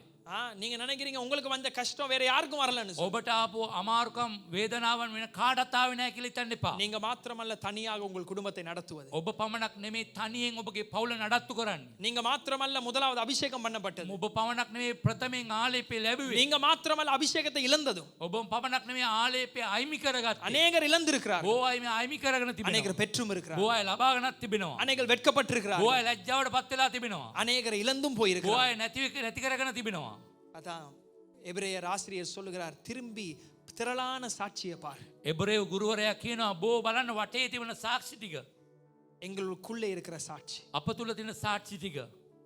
நாங்கள் ஆவிக்குரிய வாழ்க்கையில வளருவதற்கு எங்களுக்கு நல்ல தலைவர்களை தேவன் தந்திருக்கிறார். අපට ආත්මික ජීවිතේ වැඩෙන්නට හොඳ நாயකයන් දී තිබෙනවා. இதுக்கு தான் நான் முதல்ல ஏற்கனவே சொன்னேன், கோச். ஒரு கோச் எவ்வளவு முக்கியம். ඒ පුහුණු කරුවෙක් ඉතාමත්ම වැදගත්. எவ்வளவு பெரிய வீரனா இருந்தாலும் அவனுக்கும் கோச் ஒன்று. කොතරම් දක්ෂයෙක් වුණත් ඔහුට පුහුණු කරුවෙක් ஓ, ඉන්නවා. நான் கற்றுக்கொள்வதுக்கு யாரும் இல்ல எனக்கு. මට ඉගෙන ගන්න දෙන්න කවුරුත් නැහැ. எனக்கு யார் என்ன சொல்லி தர போறா? මට මොනවද ඉගෙනගෙන දෙන්න ඕනේ? இப்படிப்பட்ட அந்த attitude நான் சொல்றேன், உங்க வாழ்க்கையில நீங்க எங்கேயும் எதையும் அடைய மாட்டீங்க. එවැනි පුරුද්දක් ඔබට තිබෙනවා නම් ඔබ කවදාවත් ජය ගන්නේ නැහැ. இன்னைக்கு என்ன வசனத்துல எங்களுக்கு சொல்லி கொடுக்க අද போறாங்க? මොනවද මේ වචනේ කියලා දෙන්න இந்த තියන්නේ? ஜெபத்துல என்னத்தை நம்ம காண මේ போறோம்? ආඥාවේ මොනවද අපි දකින්න நீ තියන්නේ? தேவ புள்ளதான், ඔබ දේව දරුවෙක් ஆனா තමයි. தேவ ராஜ்யத்துக்கு ஒரு பெரிய அவமானம். ඔබ දේව රාජ්‍යයට ලොකු අවමානයක්. அடுத்த சந்ததி உன் மூலமா வளரவே வளராது. ඔබ තුලින් ඊළඟ පරම්පරාව වැඩෙන්නේ නැහැ. கற்றுக்கொள்றவனா மாறணும். ඉගෙන ගන්න කෙනෙක් ලෙස වෙනස් වෙන්න. இயேசு 12 பேரை அவர் என்னது அவர் பக்கமா எடுத்து அவர் உருவாக்கினார். යේසුස් වහන්සේ ගෝලය 12 දෙනා ගෙනල්ලා ඒ අයව ඇදුවා. இந்த சீஷத்துவத்துல என்னத்தை கற்றுக்கொள்றோம்? මේ ගෝලත්වයේ මොනවද ඉගෙන ගන්න? மற்றவர்கள் செய்த தவறையும் கற்றுக்கொள்றோம். අනිත් අය කරන වැරද්දත් අපි ඉගෙන ගන්නවා. இதுதான் மென்டர்ஷிப். මේක තමයි තේරුම. மற்றவர்கள் ஒரு கோச் சொல்றார், இப்படிதான் நீ விளையாடணும், இது நான் செய்த தவறுகள், என்னுடைய வாழ்க்கையில நான் இப்படி செய்து இதுல நான் அவமானத்தை சந்திச்சேன், நீ அதை சந்திக்க தேவையில்லை, நீ கற்றுக்கொள்ளலாம். මගේ ජීවිතේ මම මේ වගේ දේවල් කරලා අවමාන ලබා ගත්ත ඔබ ඉගෙන ගන්න. ඔබ මේ වැරද්ද කරන්න එපා. ඉගෙන ගන්න. உங்களுடைய ஆவிக்குரிய நண்பர்கள் அவர்கள் பக்கமாக அல்ல, உங்களை தேவன் பக்கமாய் திருப்புகிறார்களா? ඔබ ආත්මික මිත්‍රයන් ඔවුන්ගේ පැත්තට නෙවෙයි දෙවියන් වහන්සේගේ පැත්තට ඔබ අරවනවද? ஓ பாஸ்டர், எனக்கு நிறைய ஆவிக்குரிய நண்பர்கள். මට පාසමට බොහෝ ආත්මික මිත්‍රයන් ඉන්නවා. இப்ப அளந்து பாருங்க. පොඩක් මැනලා බලන්න. அவங்களுடைய உறவு உங்களை தேவனோடு இணைக்கிறதா இல்லாட்டி அவங்களோட இணைக்கிறதா? ඒ අයගේ සම්බන්ධතාවය දෙවියන් වහන්සේගේ පැත්තට ඔබ ඇදෙනවද නැත්නම් ඒගොල්ලෝගේ පැත්තට ඇදෙනවද? மற்றவர்களை உருவாக்கணும்னு சொல்லி நீங்க முயற்சி செய்றீங்க. අනිත් අයව ඇති කරන්න ඕනේ කියලා ඔබ උත්සාහ දරනවා. ஆனா சபையில நீங்க அவங்கள உங்க பக்கம் திருப்புறீங்களா தேவன் பக்கம் திருப்புறீங்க? සභාවේ ඔයාගේ පැත්තට අදිනවද නැත්නම් දෙවියන් වහන්සේගේ පැත්තට අදිනවද? அந்த உறவுல முதிர்ச்சி அடையறீங்களா? are you becoming mature? நீங்க வளர்றீங்களா? ඔබ වැඩෙනවද ඒ තියෙන සම්බන්ධකම තුල? தேவனோடு தனியா நடக்க உங்களை அந்த உறவு உதவி செய்கிறதா? ඔබ තනියෙන් දෙනාසෙත් එක්ක වැඩෙන්නට ඒ සම්බන්ධකම ඒක උදව් කරනවද? இதான் சீஷத்துவம். මේක තමයි ගෝලත්වය. இந்த யோசுவாவை பத்தி பேச முன்பதாக மறக்க கூடாது. மோசேயை குறித்து பேசணும். යෝෂුවා ගැන කතා කරනකොට අමතක වෙන්න නරකයි මෝසෙස්තුමා ගැන කතා කරන්න. மோசே தான் யோசுவா உருவாக்குறார். මෝසෙස්තුමා තමයි යෝෂුවාව ඇති කරේ. மோசே முகமுகமாய் பார்த்து கொண்டு பேசிக்கொண்டு இருக்கும் பொழுது வேதம் சொல்வது கூடாரத்திற்கு வெளியே ஒரு அசையாதபடிக்கு யோசுவா அங்கே அமர்ந்திருக்கிறான். මෝසෙස්තුමා මූණට මූණ දෙවියන් වහන්සේත් එක්ක කතා කරන කූඩාරමේ එල්ලෙන්නේ නැතුව යෝෂුවා ඒ කූඩාරමේ තනියෙන් හිටියා. ஒரு மோசேக்கு யோசுவா தேவை. මෝසෙස්තුමාට යෝෂුවා කෙනෙක් අවශ්‍යයි. அதே போல ஒரு யோசுவாவுக்கும் மோசே தேவை. යෝෂුවාට මෝසෙස් කෙනෙකුත් ඕනේ. உங்கள் வாழ்க்கையில ஆவிக்குரிய வாழ்க்கையில கற்றுக்கொள்ள வேண்டும் மற்றவர்களிடத்திலிருந்து. ඔබ ආත්මික ජීවිතයේ අනිත් අයගෙන් ඔබ ඉගෙන ගන්න ඕනේ. உங்களுடைய வாழ்க்கையில நீங்க மாத்திரமல்ல பிள்ளைகளின் மூலமாய் பிரச்சனைப்படுவது. ඔබ පමණක් නෙමෙයි දරුවන් තුලින් ප්‍රශ්න ඇති කරගන්නේ. நீங்கள் மாத்திரமல்ல காயப்பட்டிருப்பது. ඔබ පමණක් නෙමෙයි තුවාල වෙන්නේ. நீங்கள் மாத்திரமல்ல கடனுக்குள்ளே விழுந்திருப்பது. ඔබ පමණක් නෙමෙයි ණය ප්‍රශ්නේ ගිලෙන්නේ. அநேகரை தேவன் அதிலிருந்து விடுதலை செய்கிறார். බොහෝ අයව ඒ ප්‍රශ්න වලින් නිදහස් කරලා තිබෙනවා. ஆனால் உங்களுக்கு தாழ்மை இல்லாதபடினால் அதிலிருந்து நீங்கள் கற்றுக்கொள்வதல்ல. ඔබ යටාත්භාවයෙන් නැති නිසා ඒ තුලින් පාඩමක් ඔබ ඉගෙන ගන්නේ නැහැ. கற்றுக்கொள்ளணும்னு சொன்னா அது தேவை. தாழ்மை தேவை. ඔබ ඉගෙන ගන්න අවශ්‍ය නම් ඒකට අවශ්‍යයි යටාත්කම. எனக்கு தெரியாது எனக்கு சொல்லிதான். මට දන්නේ නැහැ මට කියලා දෙන්න.